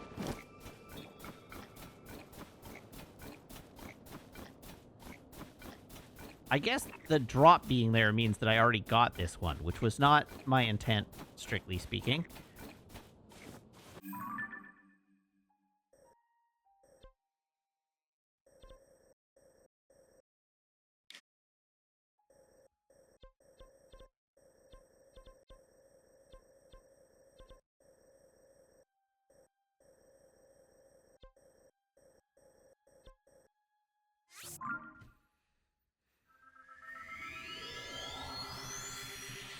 let's do some stuff.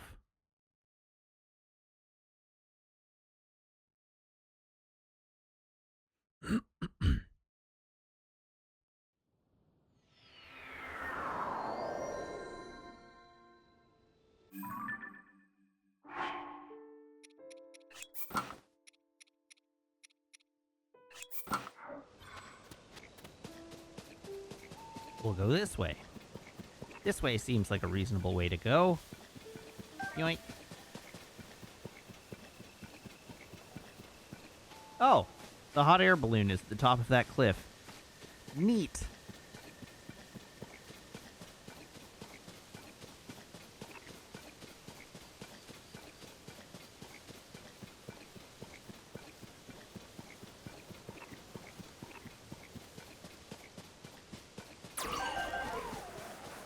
Fire fruits. Oh, woo. Oh, woo. Oh, my God. This is how I die.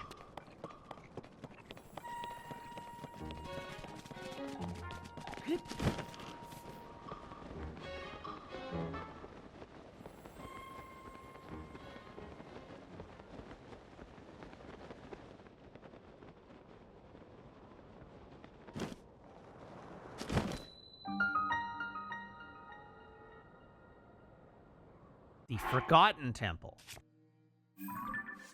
I do vaguely remember this place, yes. Okay. You found one of the mysterious dragon's tears, the geoglyph, and received a vision about Princess Zelda by investigating. Impa thinks the mystery of the geoglyphs might connect to something that's inside the Forgotten Temple. It's located somewhere along the bottom of a canyon in Hebra. Now, I guess my immediate question is, should I even be here yet? Because I haven't done all the geoglyphs. The geoglyphs. I can words correctly.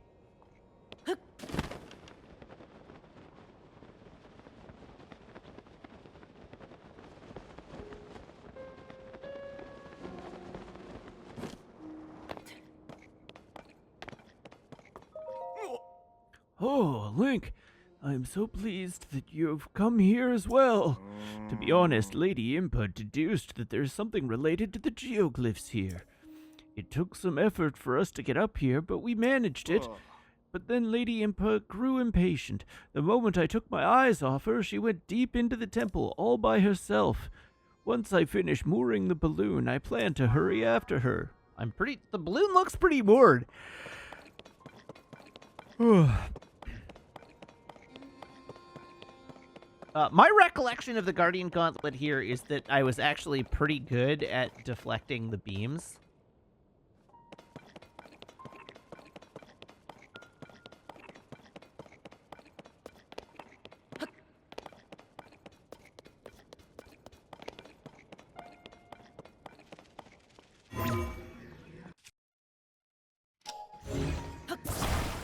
We have different recollections. Well, you would have.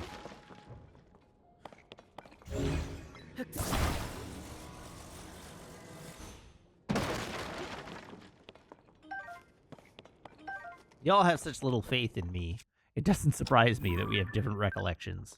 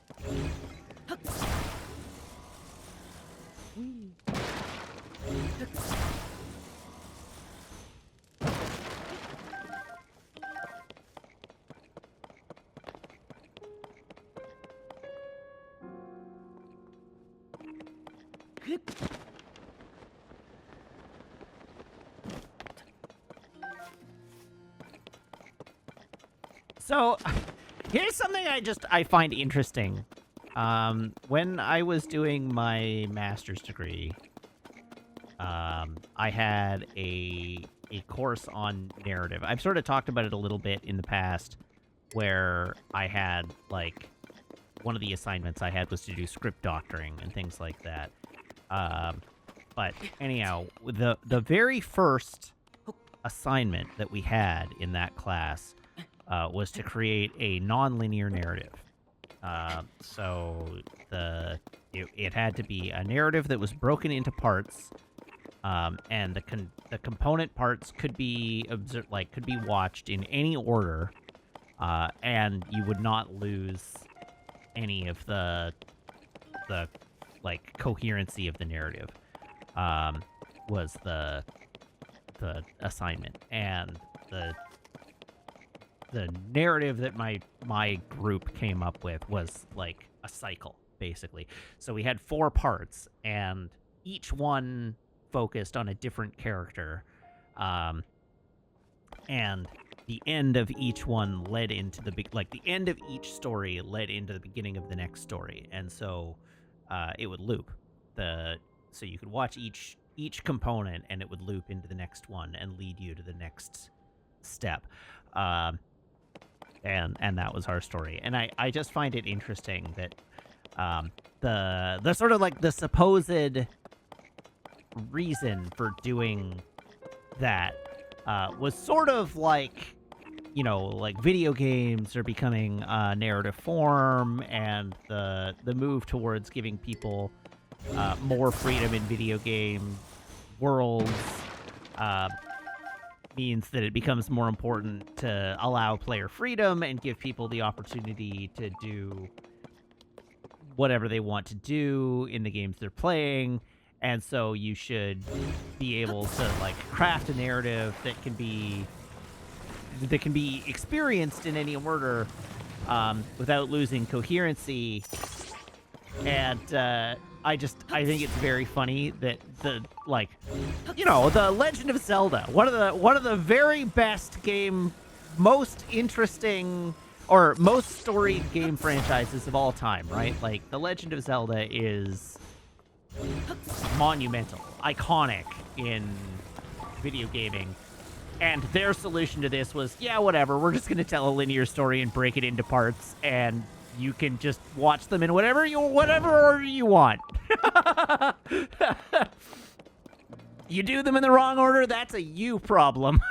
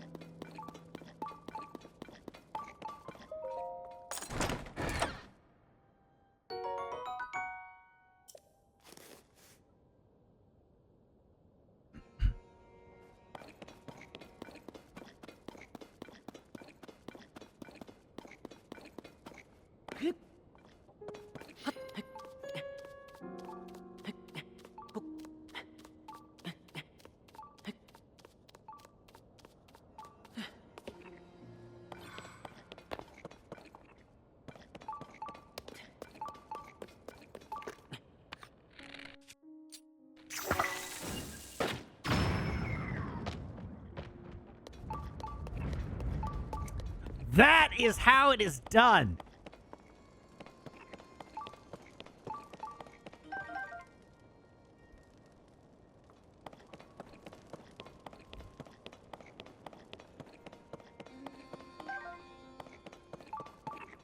Bacoblin? More like bacob out. Oh yes, it's true, I did use a bomb and not blow myself up. Momentous occasion.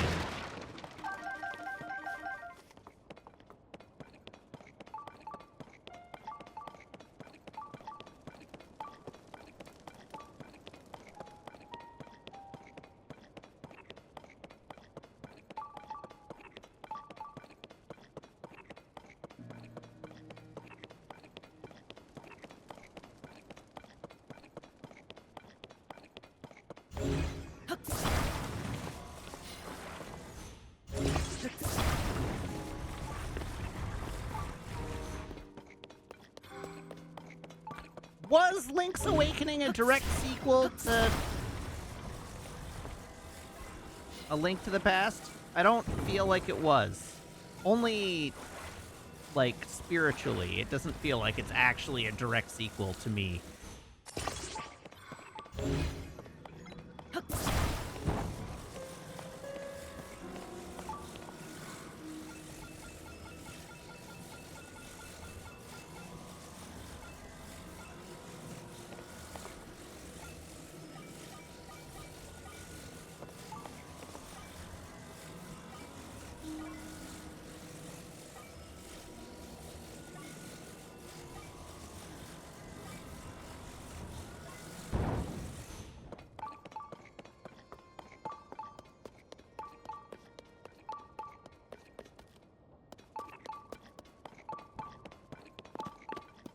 Okay, there's a big old claymore there that I don't really think I need. You think it's weird that I'm building bridges? They put those things there so that I could build bridges. That's what they're for.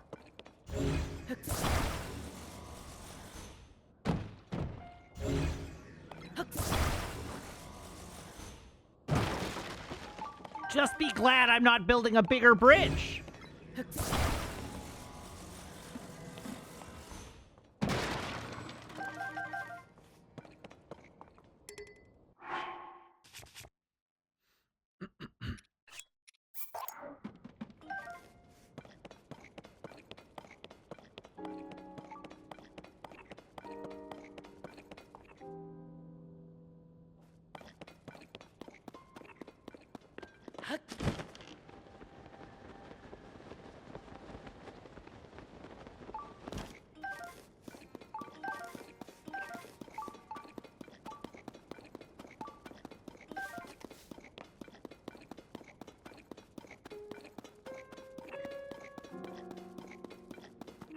Okay, now I'm actually kind of lost and have no idea where I'm supposed to go.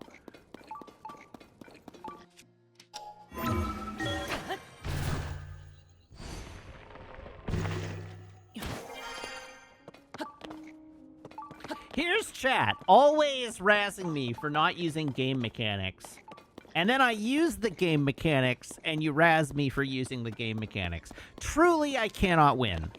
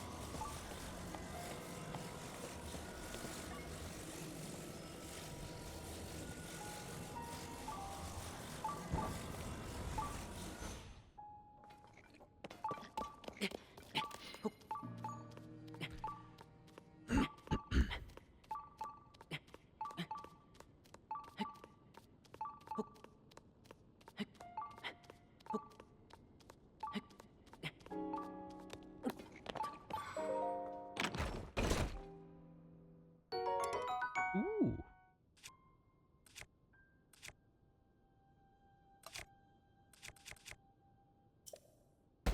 Whoops.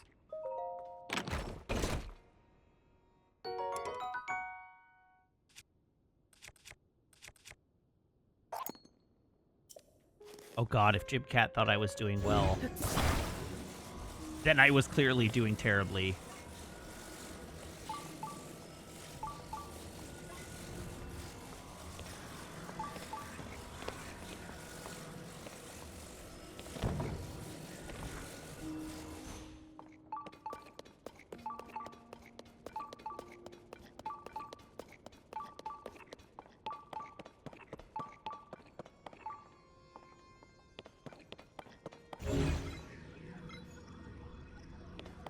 Hold up.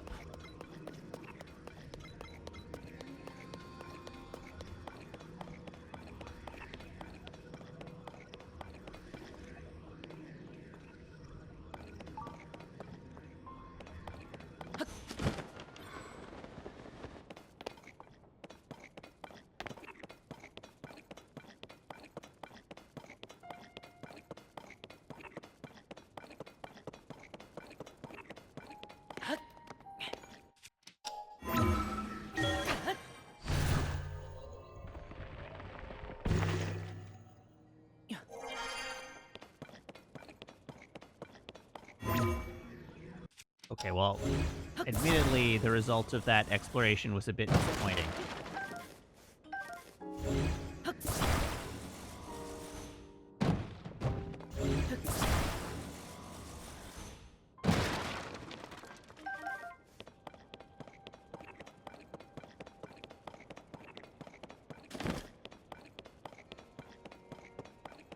Listen, let's not talk about the extent to which you're holding up my ego.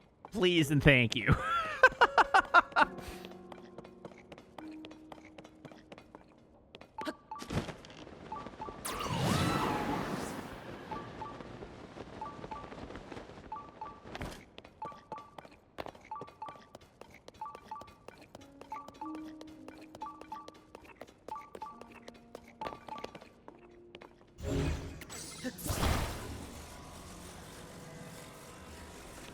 Because you're doing a bad job? No, because it's a little too close to home, frankly. Now get back here.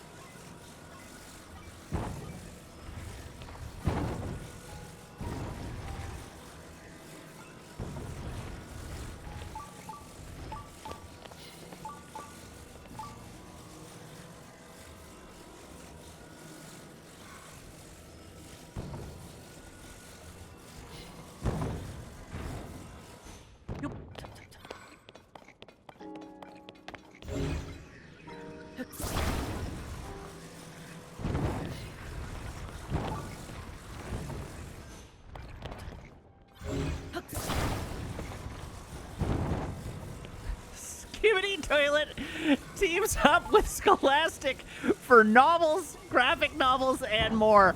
Oh my god, I love it. Gotta get those kids reading somehow.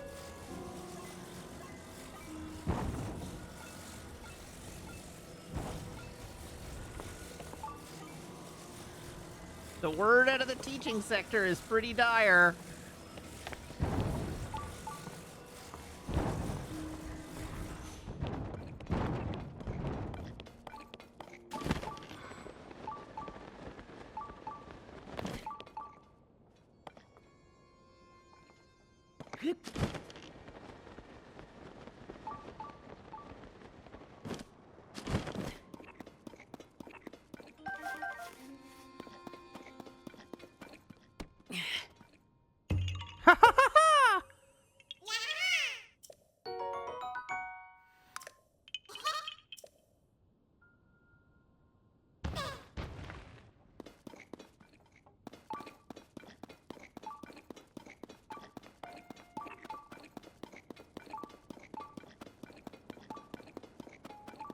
Okay, I'm sorry.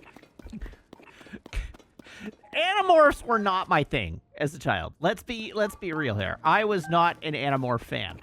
But It seems to me that comparing Skibidi Toilet with Animorphs, of all things, is maybe not the play.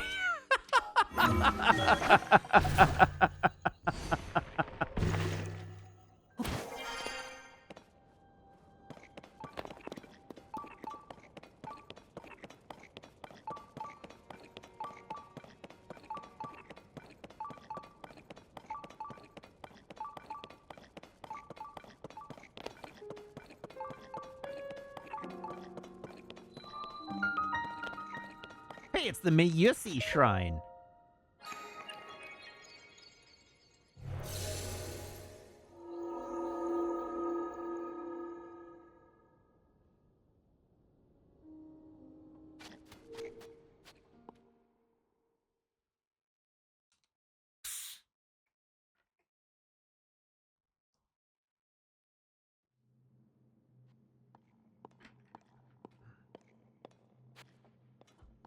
Honestly, if what teachers are saying about Jenny and the Zoomers is true, we should be glad they're reading anything at all.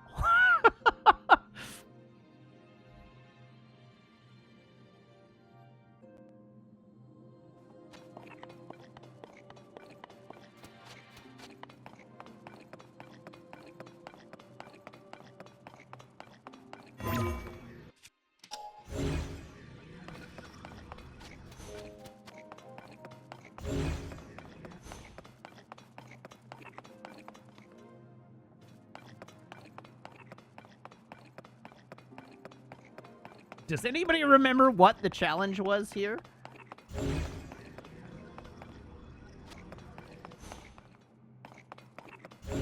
Oh! I'm very smart. I see it.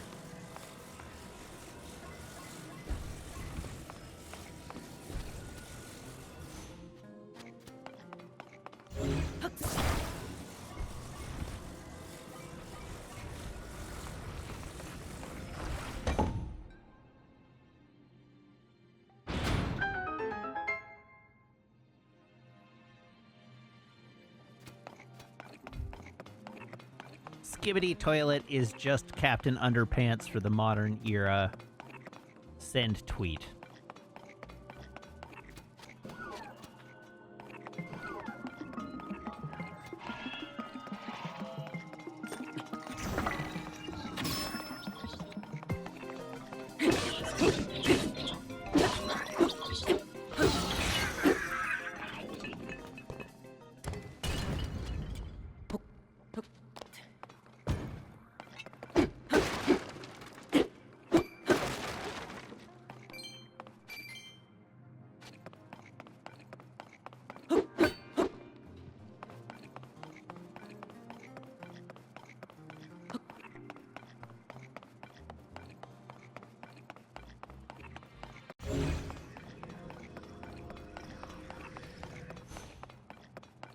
I'm a little bit concerned that there doesn't appear to be any additional chests in this one that I've found. Oh, there it is. Okay.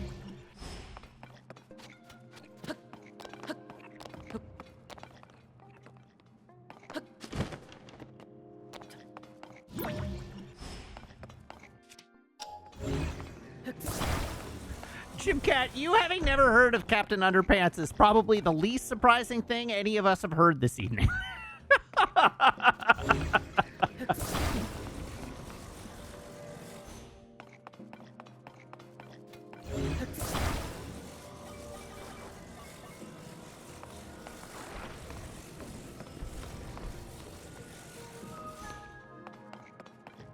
Is that a shocking statement? I don't feel like that's a shocking statement.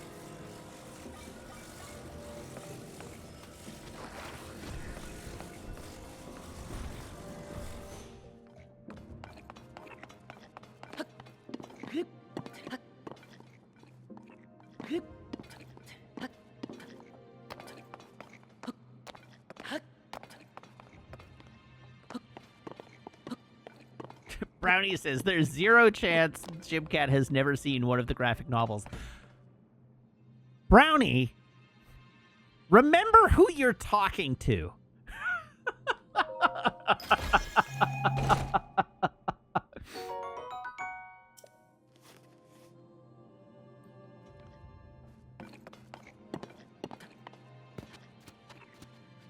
Jim Cat was culturally flash frozen in 1989.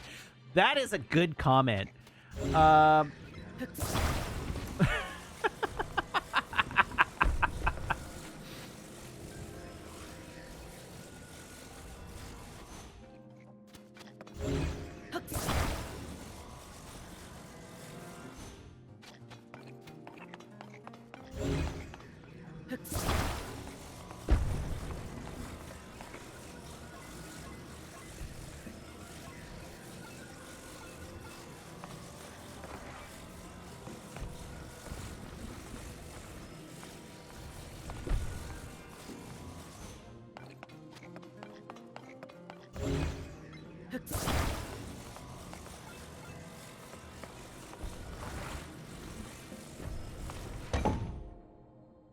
Jim Cat has never seen the stream for the chat he is currently engaged with.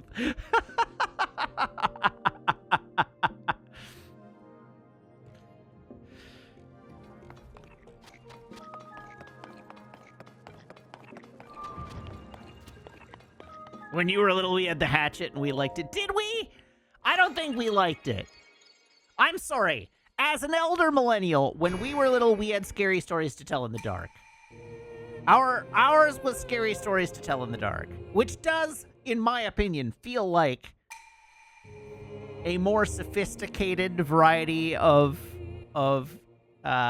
childhood novel. And Goosebumps, that's right. But scary stories to tell in the dark, in particular, until Goosebumps came along, was the Scholastic book. But I, too, also read Goosebumps.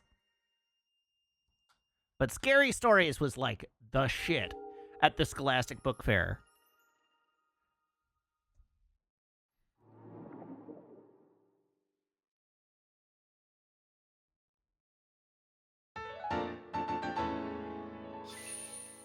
Scary Stories was first generation creepypasta send tweet. You're not wrong.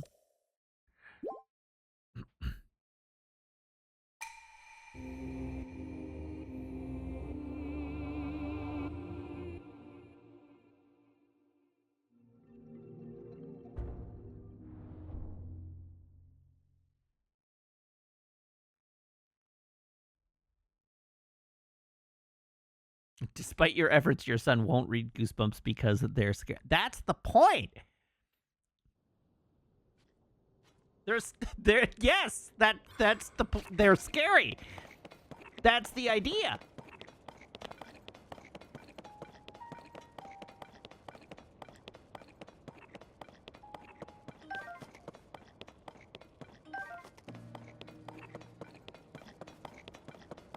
Wasn't the Scary Stories film by Del Toro? Did I get that in my head for incorrect reasons? I don't remember. I could have sworn it was.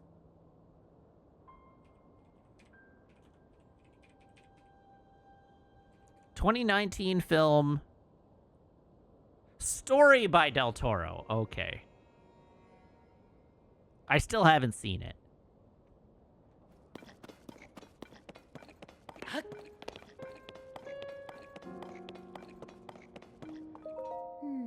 Oh, Link.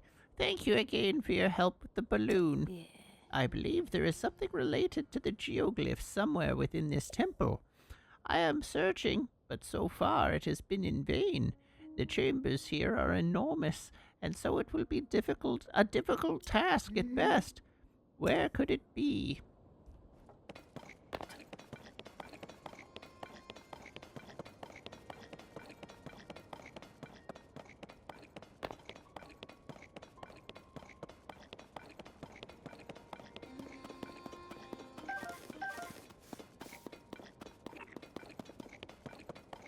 Okay, so we're looking for a something.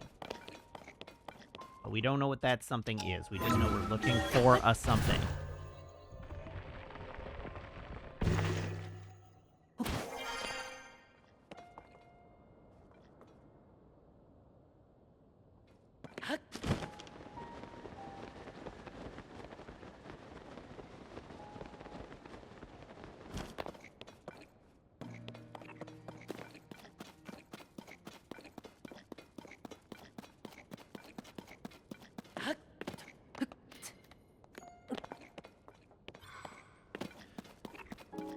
Alright, well, I guess we just keep going.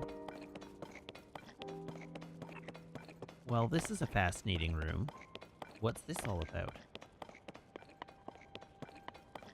New room, who dis?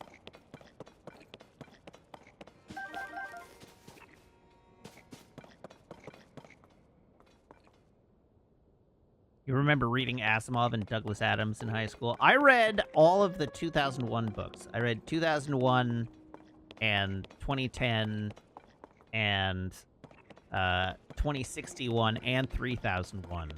That was my foray into sci-fi in high school.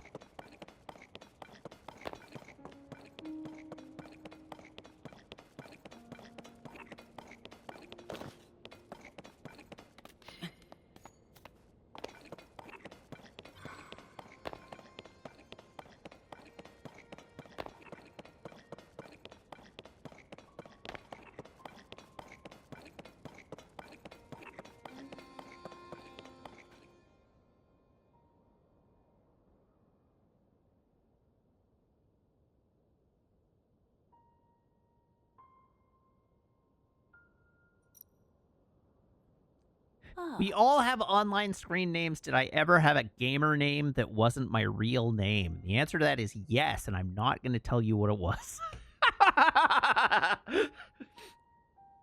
Because I do not, I mean, I don't think there's any significant record of it on the internet, at least.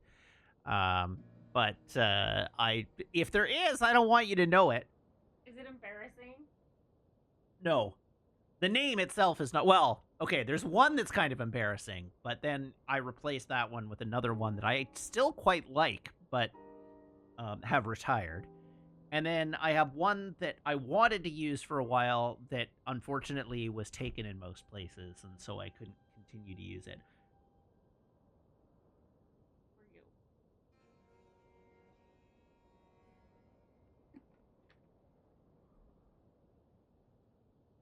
Yep.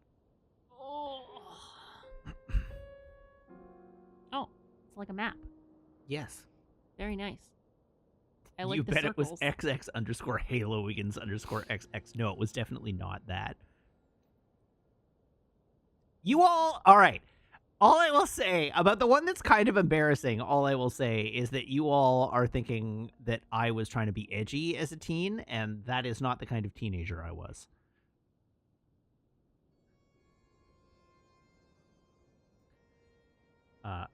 All right, this is the info. This place. Lady Impa, let's head down. We must investigate up close. Why would you do that? Because it was there. Oh. There. On the one. Big Dick Casanova 69. Hell, I'd use that now. I would also use that now. Gonna go sign up a Reddit account. Jeez. That's definitely taken on Reddit. Let's find out. I mean, you're probably Let's find right, out but let's right find now. out.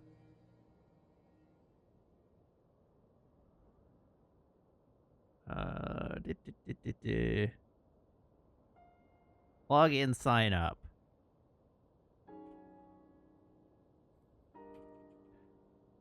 You're right there. It says sign up. Oh That yeah, one, right there. sign up. What email can I use? You don't have like 17 burner emails? No, I don't keep a stock of burner emails. Okay, do you want my burner email? No.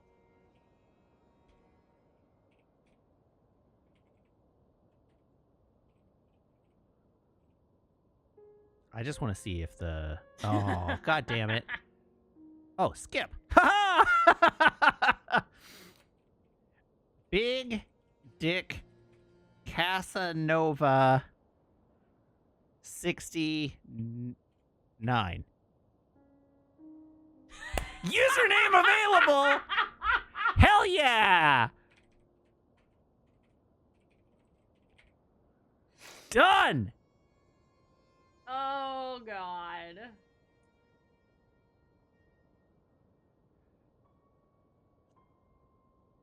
Select at least one to continue. Popular. Q&As. It doesn't even matter. It doesn't even matter. Anything will do. Now everyone knows your burner Reddit account. They know a burner Reddit account.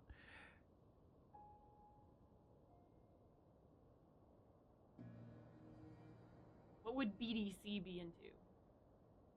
I was looking for I was looking for our relationship advice. But let's go for stories and confessions. That seems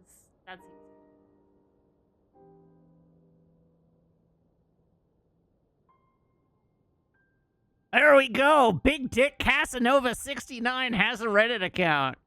All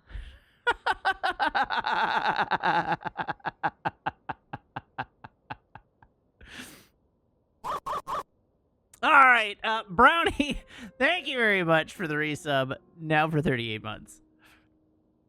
All right, there upon the walls. Are those not geoglyphs? What could this mean? I believe the one we saw first was the geoglyph on the left edge of the wall. As for the next painting, according to the floor map, it is near Rito Village. Oh. It seems the locations of the other geoglyphs from the wall are marked on the floor map as well. Yeah. I can hardly believe what my eyes behold. Who could have guessed that this old ruin held such secrets? It is said that the geoglyphs appeared all over Hyrule during the upheaval when Princess Zelda went missing. How are they connected to these images here? There is no time to dawdle. Let us hurry and investigate the remaining geoglyphs. Oh, Lady Impa, perhaps you should rest a bit before trying such a trying journey. Link, if you happen to see a geoglyph during your travels, I urge you to investigate this matter as well. If more strange visions are waiting at the other geoglyphs, just like the one you already experienced, well, perhaps they will provide clues that could lead us to Princess Zelda. I swear to God, I am gonna take the Big Dick Casanova 69 Reddit account and I'm gonna use it exclusively to post to our programming.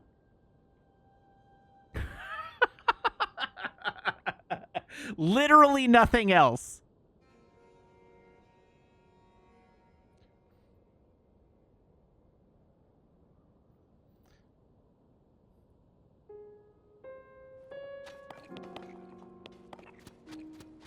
Am I still learning to code? Yes.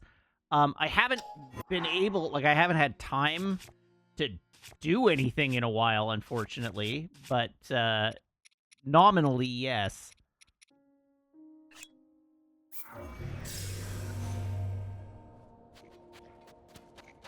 Oh, I guess I could have just taken a photograph.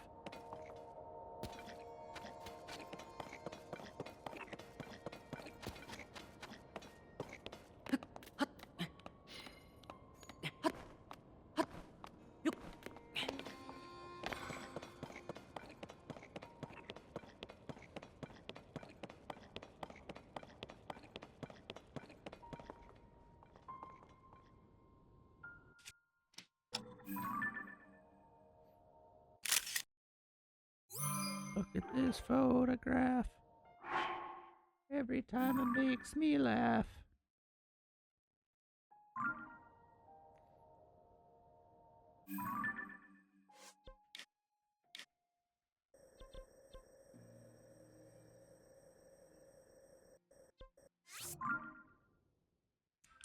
Boom, let's go.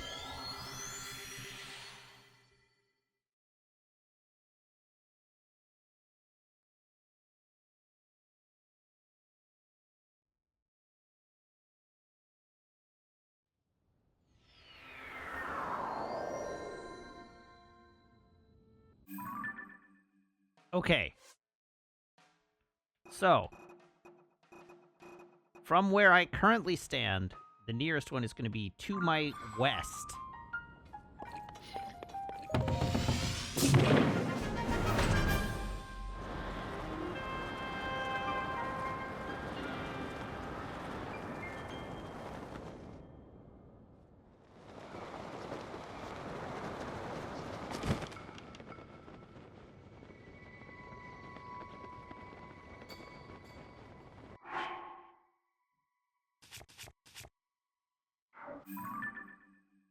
Did I say west? I meant east. To my east.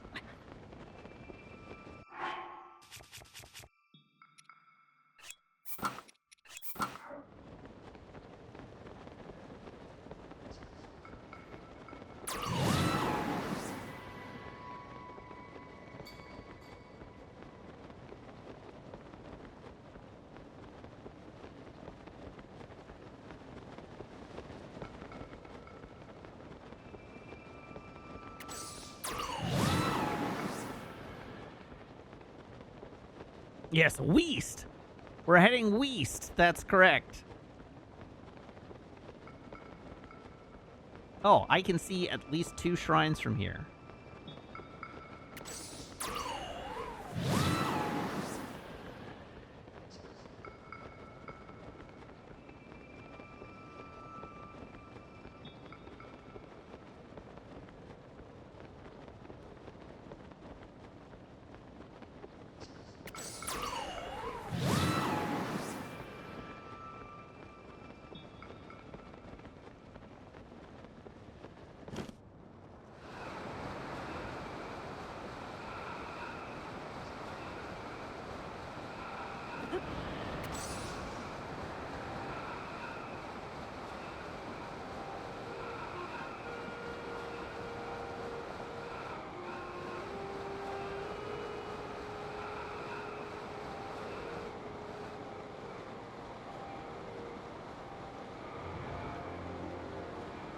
Wee.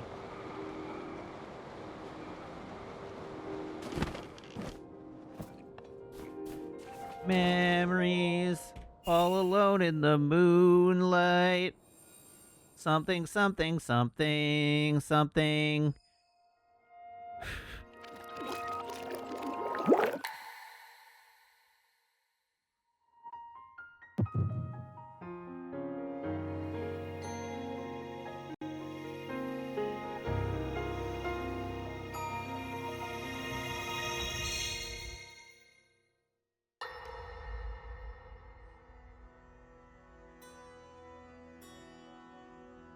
Allow me to offer you my deepest apologies.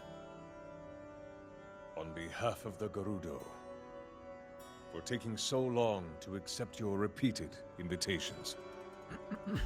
It is our desire to be accepted into the protective embrace of your kingdom. To serve it faithfully. A welcome I'm not appeal, sure this guy can be trusted. Ganondorf. I will accept your vow of fealty to the Kingdom of Hyrule. I understand that a single male is born to the Gerudo every 100 years. Receiving such an appeal from you, a hero to his people and a king by birth, well, it is truly reassuring. It is my honor. When your Zonai ancestors first descended upon these lands long, long ago, they must have seemed to be gods. And now you rule as king, and have taken a Hyrulean woman as your wife. Your Majesty has certainly risen above your admirable lineage. Most impressive. It is unfortunate that the noble Zonai no longer grace this world with their presence. All except you and your sister, that is. Even if something were to happen to me, both my kingdom and the peace it brings, these will endure for generations to come.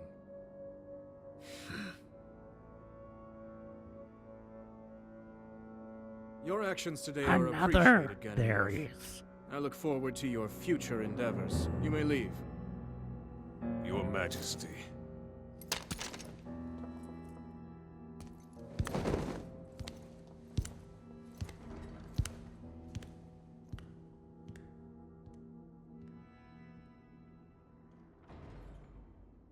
King Roru, I believe that man's heart holds many dark ambitions. What gave you that idea? Just his name, even that, it gives me pause. I am well aware of his evil nature. For that reason, and others, I want him close. It will be easier to keep an eye on him. There is nothing to worry about. Okay.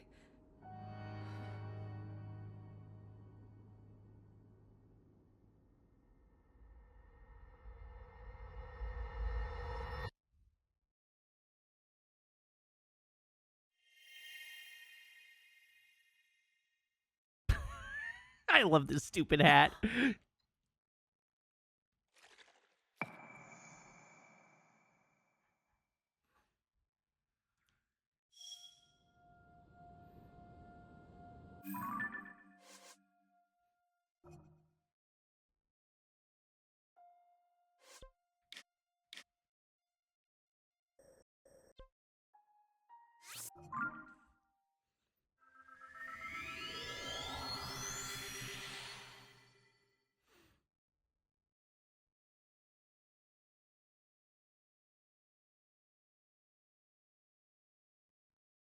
Yes, it should be southeasterly from here.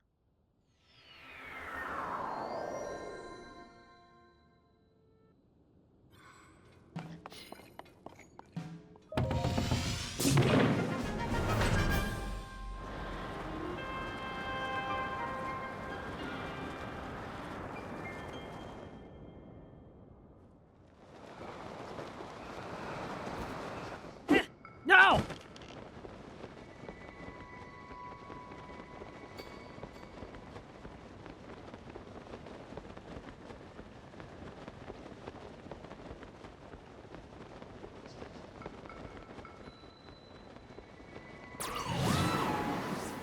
I'm pretty sure I see it.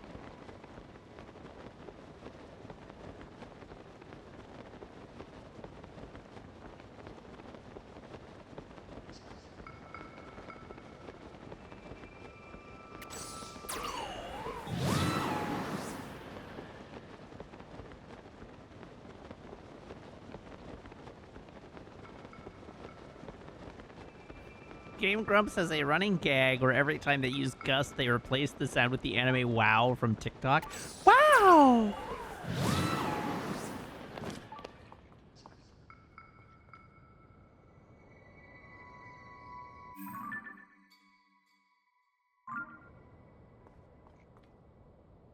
Do I have that one? I do, okay.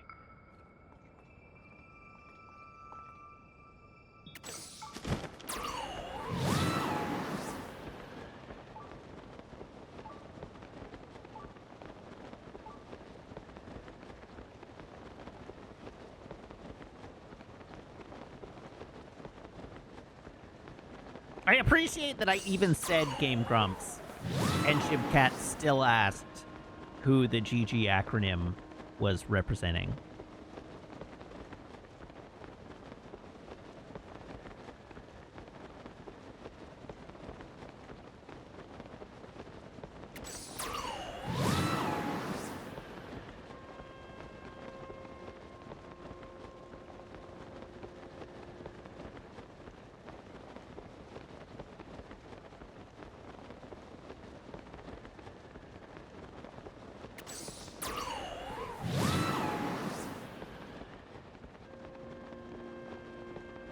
Oh, I see it.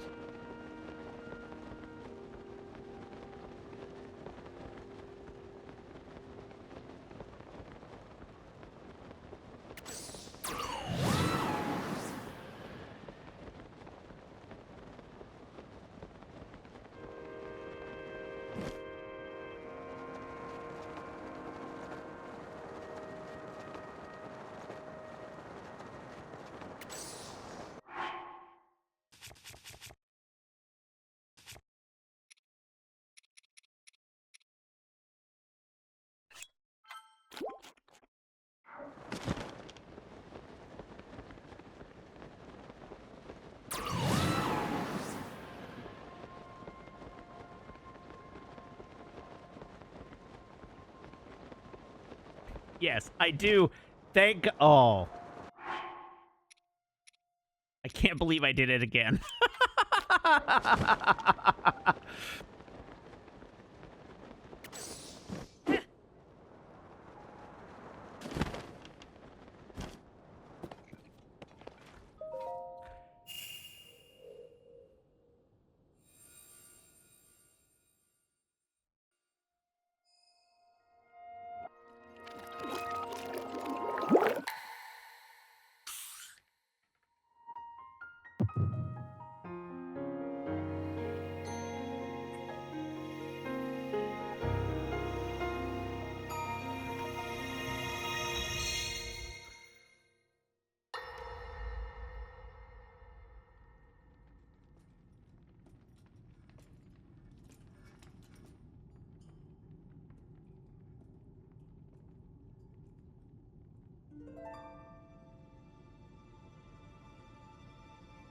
Sonia. Oh, dang. Now we're in like the super late memories.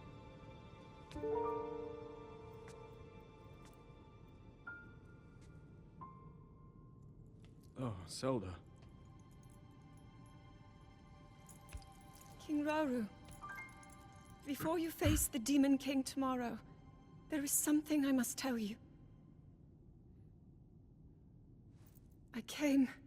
I came to this era after finding a man underground. Go on. When I witnessed what the Secret Stone did to Ganondorf, at that moment, I knew for sure what we found underground, that was him. He was still alive, still powerful. He continues to live on, all the way until my time. In tomorrow's battle, we won't be able to defeat him. No matter how strong we think we are, he'll survive.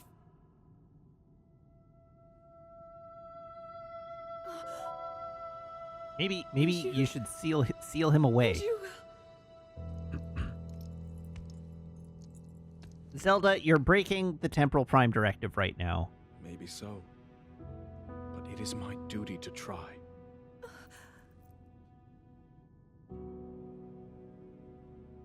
It was my hubris that set us on this path. I must atone for my error in judgment. And above all else, I remain the King of Hyrule.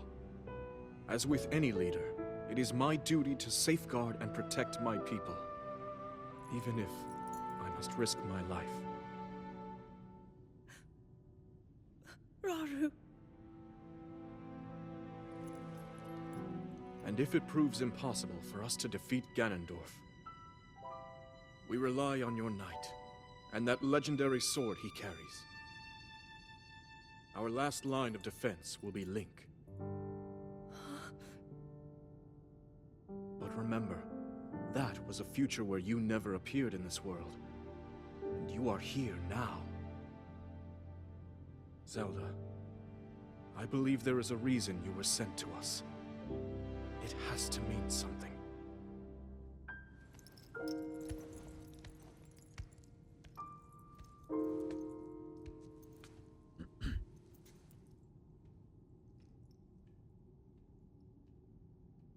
Uh-oh, branching reason timelines. I I mean, that's a totally am new here. concept to Zelda. Like, the Zelda games, generally.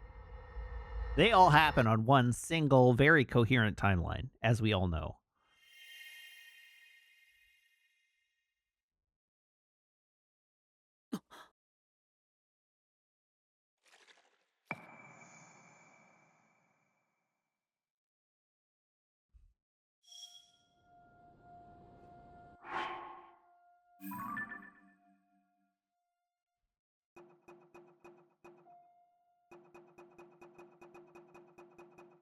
Oh, I actually have a bunch more of these still to do. Okay. What's next? 1, 2, 3, 4, 5, 6, 7, 8, 9, 10, 11. That's not as many as there are memories. But there should be... Okay, fish is there. Sword is there. Shell off in the corner.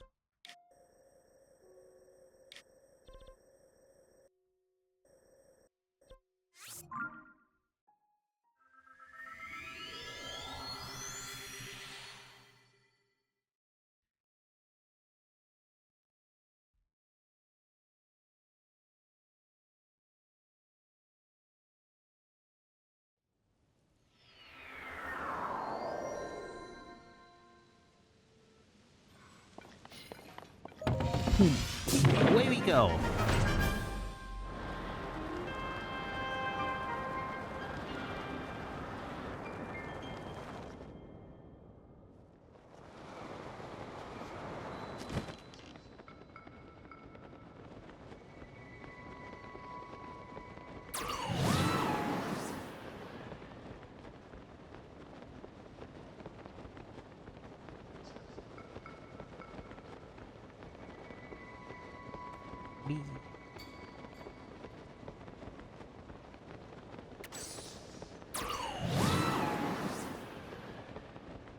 Wee some more.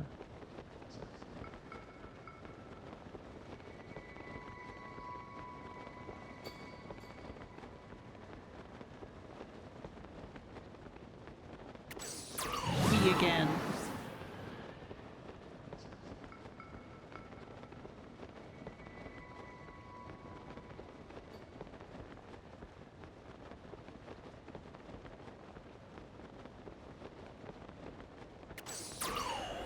Still further wee.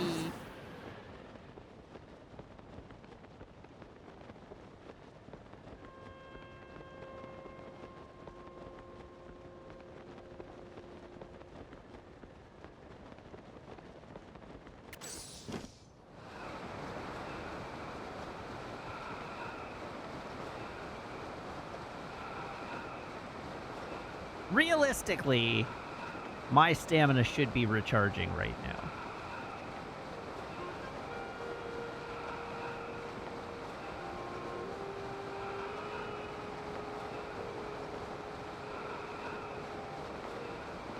Why? Because Link is fully relaxed. I'm not doing anything that would burn stamina.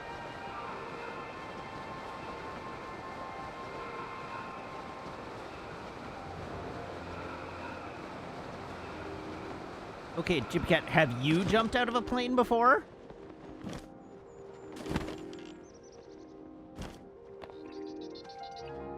Oh! Well, now we're learning things about Jibcat. The Jibcat lore is expanding.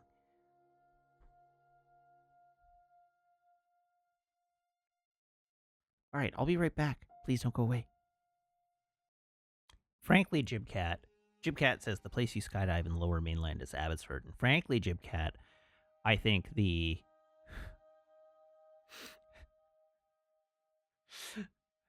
fact that you didn't regain stamina while falling from the sky came more to do with the fact that you were in Abbotsford than it had to do with the fact that you were falling from the sky.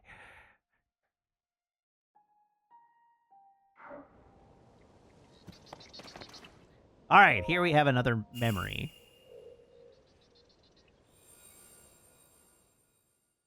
Now that we've learned that Jibcat has gone skydiving before, I'm just imagining Jibcat in, like, the training session.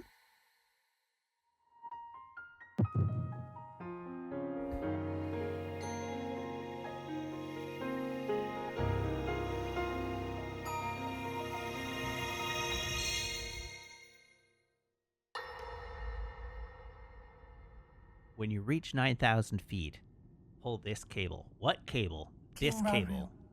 This cable. Pull this cable. What does that do? Village in the Gerudo Desert has fallen. At this rate, the Demon King's army will overwhelm us.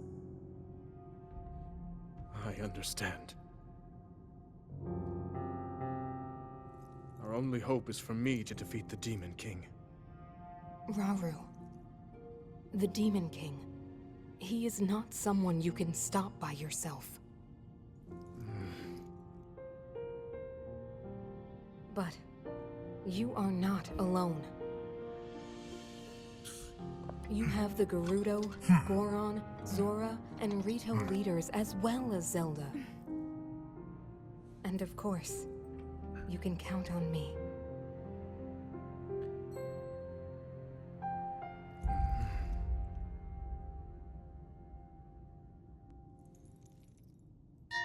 There's something I'd like to show you all.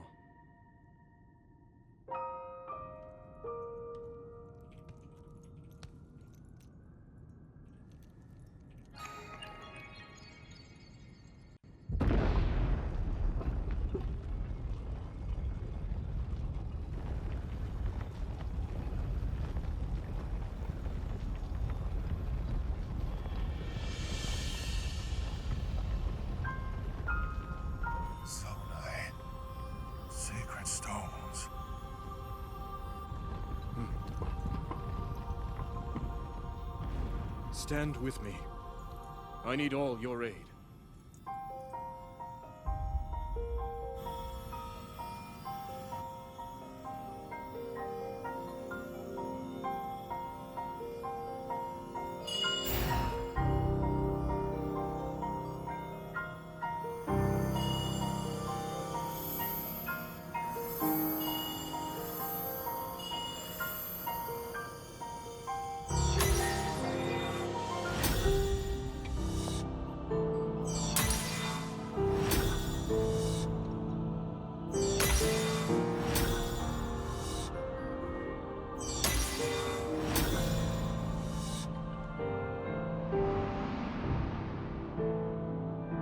We all gathered here. Swear Oh, hey, I remember this room. to serve Rauru, the King of Light.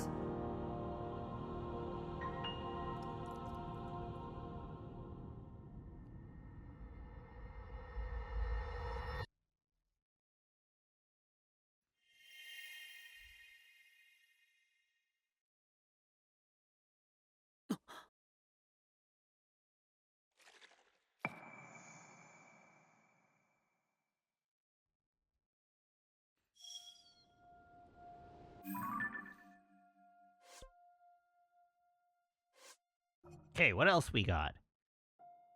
We have that middling thing in between us and the sword. So there should be one in the middle here somewhere.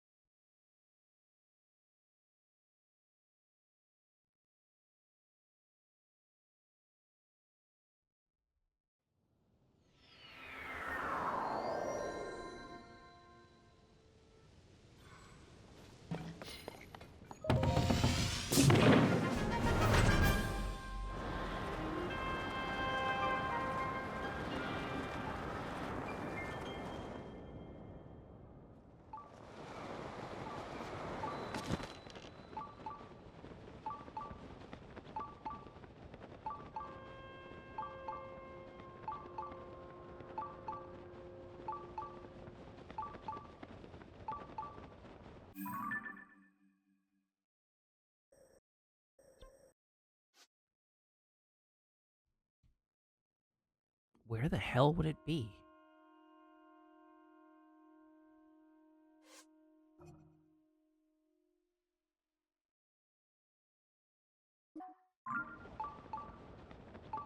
It actually does look like it should be immediately underneath me.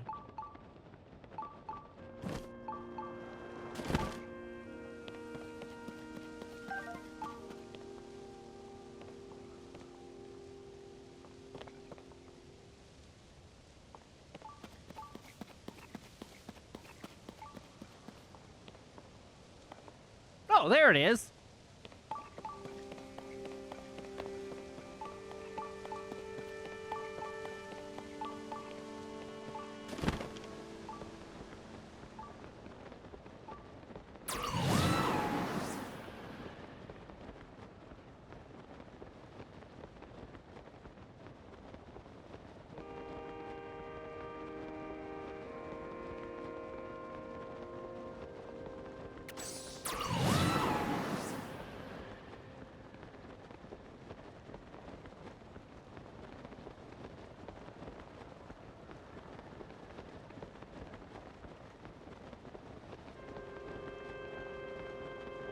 I think I see the target point.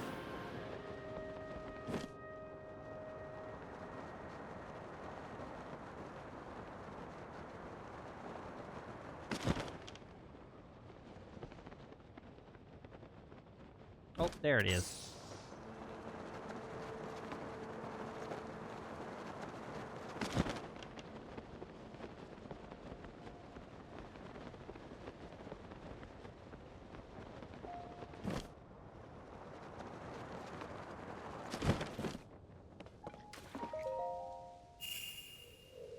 It sure is a Purapad.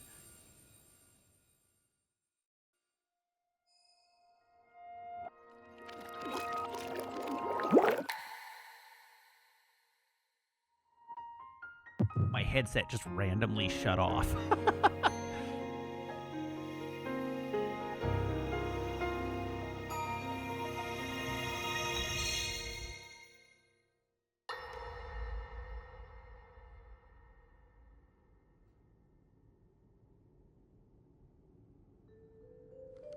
It is quite an interesting device. This is definitely not from this era. That said, I believe there may be a way to get the travel functionality working here. I'd like to tinker with it a bit. Would it be okay if I borrow it? Yes, whatever you need. I really appreciate your help. Then I'll hold on to it. Oh, do we get to hear one of these things actually talk? No, we do not. So you really believe my story? That I came from the future? I never doubted you for a moment. Minoru, do you know of a way we could help to return Zelda back to her time?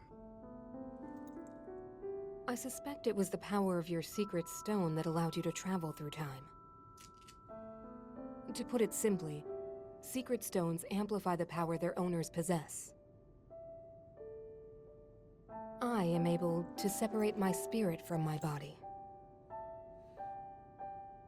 Rauru can repel or destroy evil with his power of light. And Sonia, she can control time.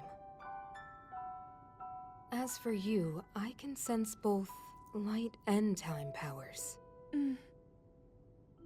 But your secret stone seems to amplify your time power. Time power.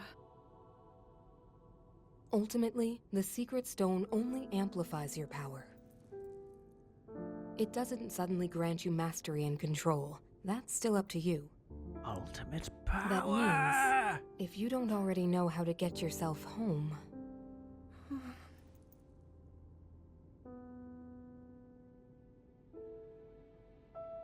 There are stories about the secret stones and a forbidden act called draconification. To swallow a secret stone is to become an immortal dragon, one blessed with eternal life. Oh! Interesting. Another way to reach the future, though not a very quick one. So you think these stories could hint at a solution to our dilemma? Yes. But there is still more to those tales. To become an immortal dragon is to lose oneself. That is why it is forbidden. I thought maybe this could lead to a solution, some way to transcend time. But if you have to sacrifice your heart and mind, sacrifice what makes you you. I'm sorry. I wish I could help more. So Zelda's the dragon. Back where we started. There's still hope. I think the answer to this problem lies in study and learning more about the nature of your power. I'm sure Sonia would be happy to help you. Okay.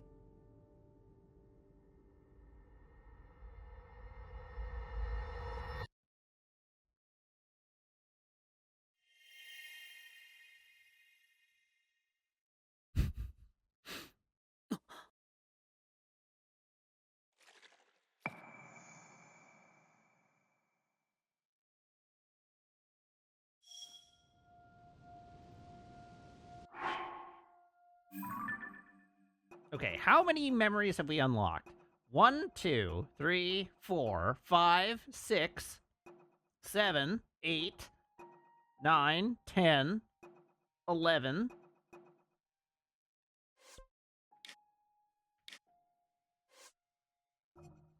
One, 2, 3, 4, 5, 6, 7, 8, 9, 10, 11. So according to this, I've done them all.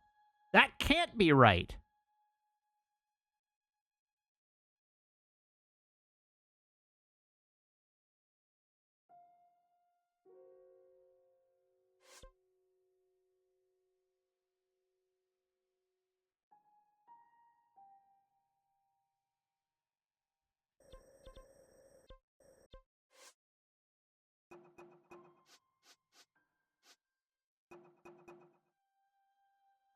I have one geoglyph left to investigate.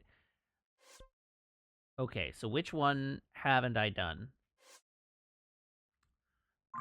3 in the top corner. 1, 2, 3, 4, 5, 6, 7, 8, 9, 10. Ah.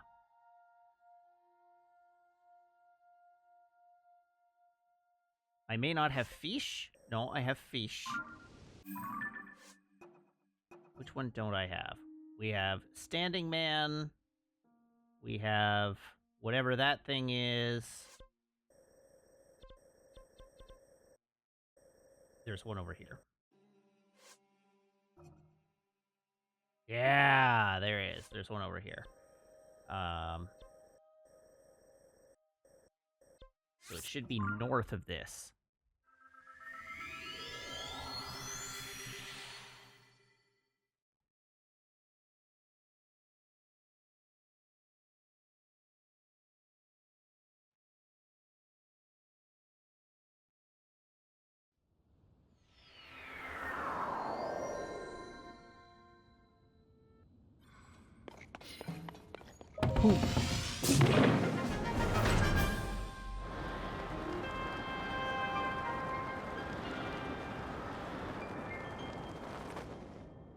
Oh, it's right there, just hidden behind this cloud.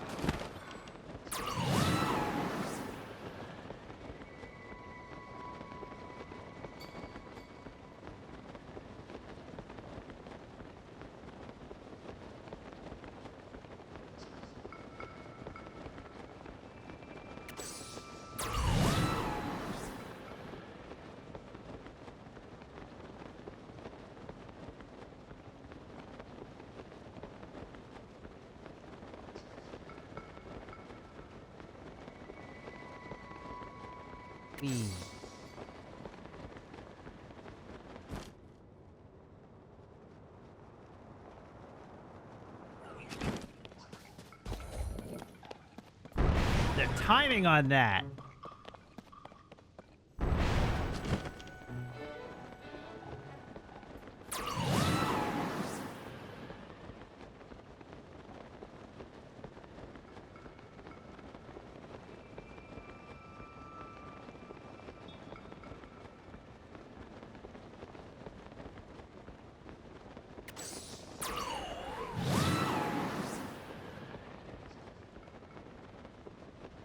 I think this is a glyph of Rauru.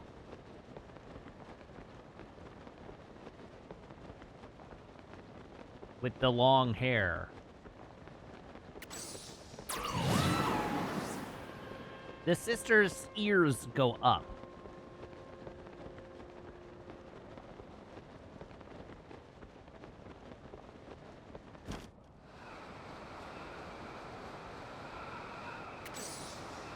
I guess it could be Sonia.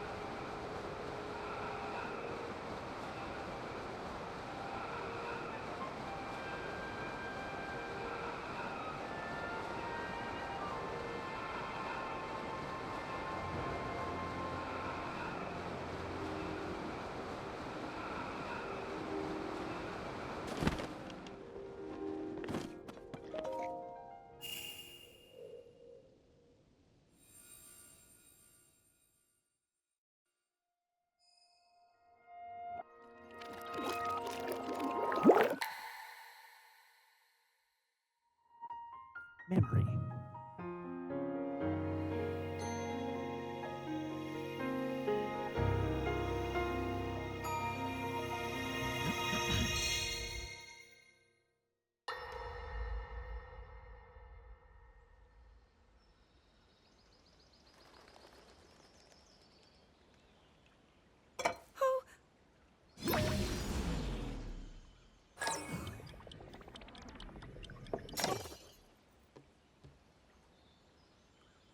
Are you well? You seem a bit distracted. I apologize. I keep getting lost in my thoughts. Jeez, what a thinking show about off. How I can return home. With your power over time, if I were able to learn that kind of control, I might be one step closer to my era. I see. The secret is to think of it like drawing out the object's memory. You ask the object where it was, how it arrived where it is now, and then you coax it back to that original moment in time. The object's memory. I'm sure it will become almost like second nature, and you will be able to find your way home. But Zelda, there is more on your mind than just that. Huh? You, of course, do want to get back to your time. But you also desperately want to help us out in this era. Am I close to the truth? How did you know? I do not believe it is possible to keep anything secret from Sonia.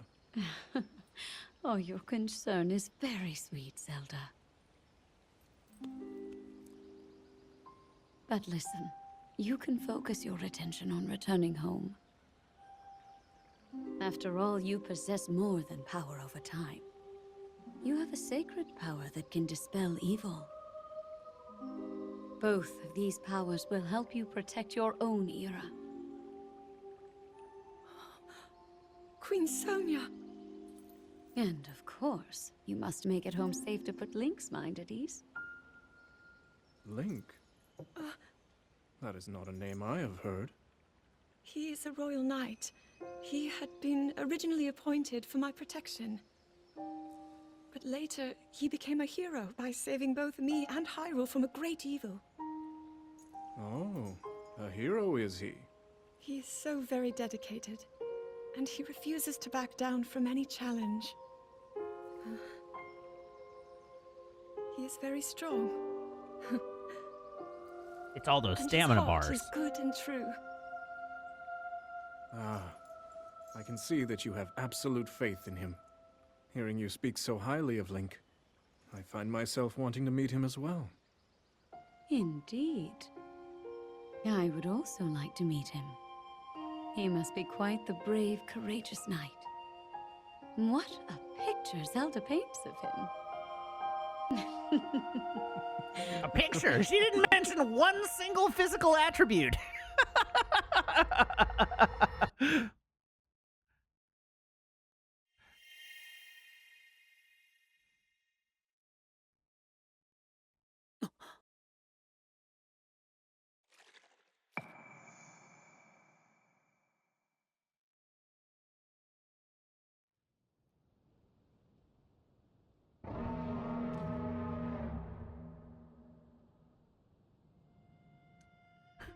Hi, Zelda!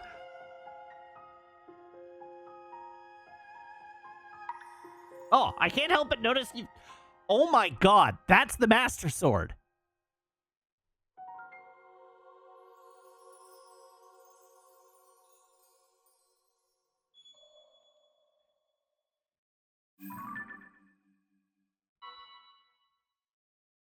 Listen, Chimcat, I will not be lectured about noticing something by the likes of you.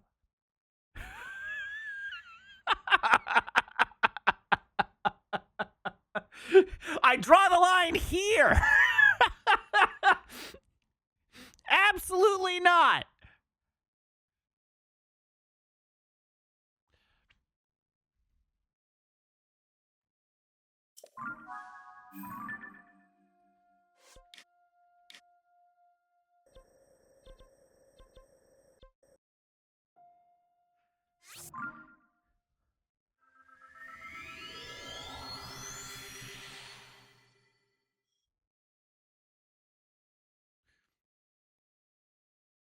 Ark of the Conclave. Yes, this is the first time I've played through this game.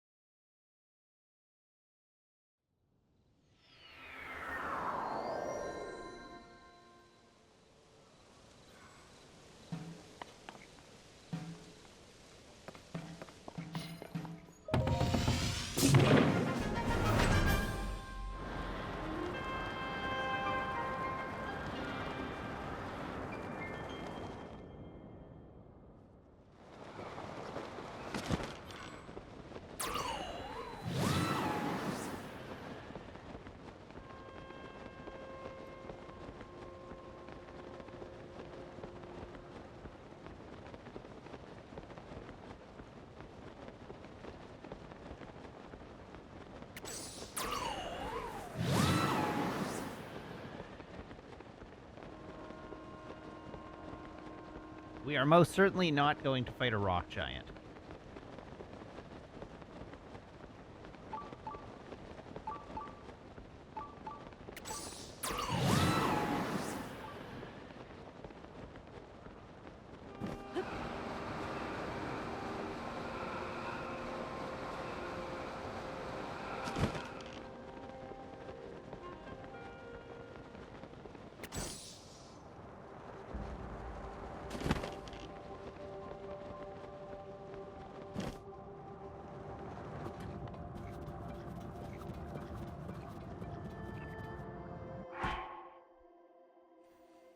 Am I about to ruin the game?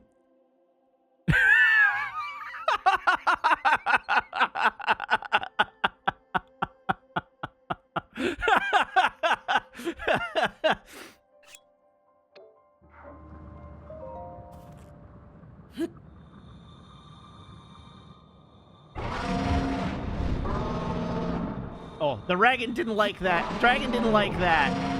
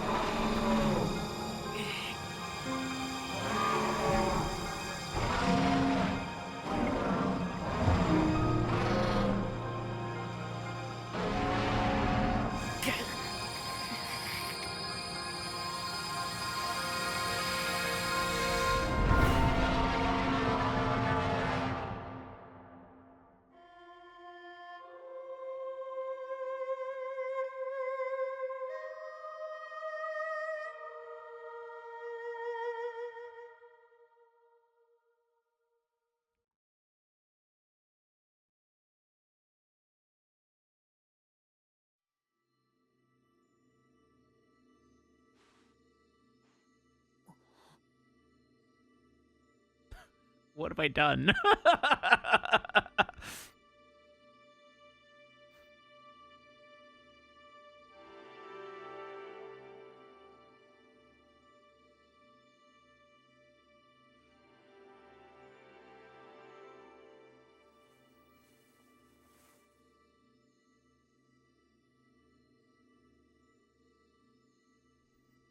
Yoink!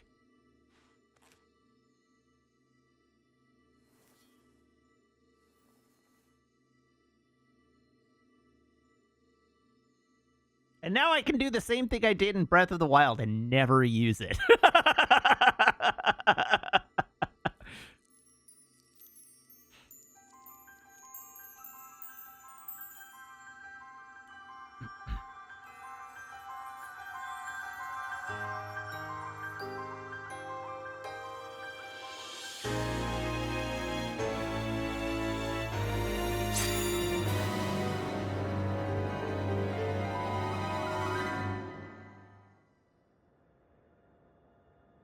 Link. Link. The Master Sword. Your sword. She is the key to destroying the Demon King. He defeated her before, but a long slumber will heal these grievous wounds. And when you two next face the Demon King,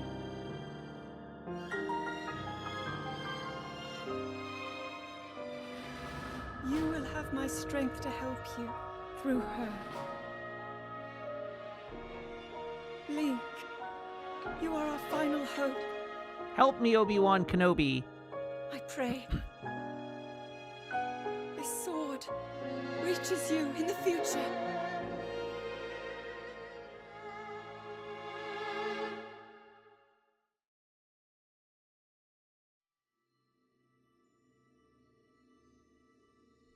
Zelda just spontaneously turns back into Zelda and falls out of the sky.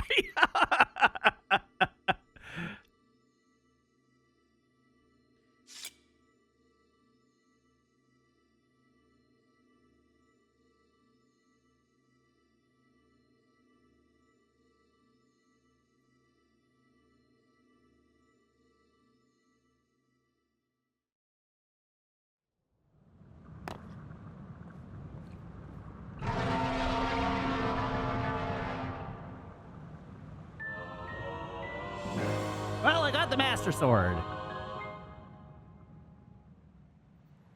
A legendary sword that seals the darkness. Its corruption was healed by its time with the Light Dragon. The blade gleams with a sacred luster that can oppose the Demon King. Hooray! Yeah, I was just thinking, I like that I did that without going to the memory first.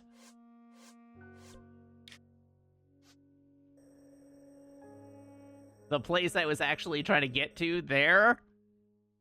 Which I guess we'll do that next stream.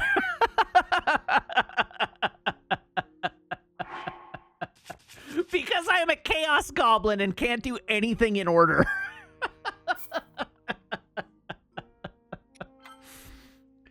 Chaos is my friend with benefits, chat. Alright, so on that note, let's go back. Thank you, everybody, for tuning in. Thank you to everybody who subscribes. And I don't even remember. Everybody who subscribes, everybody who cheers, everybody who chats, everybody who follows, everybody who hangs out, lurks, and anybody who subscribes on Ko-fi. It's a genuine thrill to stream for you, and I hope you have as much fun watching as I do playing. I'll be back. Same bad time, same bad channel here on twitch.tv/Wiggins on Tuesday. So I do hope you'll tune in then. In the meantime, as always, you can follow me on Blue Sky and YouTube and TikTok. And, of course, I have Ko-fi that you can subscribe to. Subscribing to the Ko-fi gets you access to the Discord. Also, I have a Discord.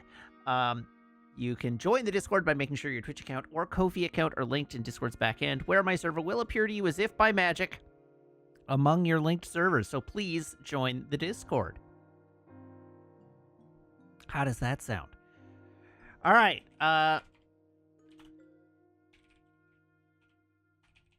Everybody hop aboard this raid train. I will see you back here on Tuesday. Until then, so long, have a good night, and goodbye.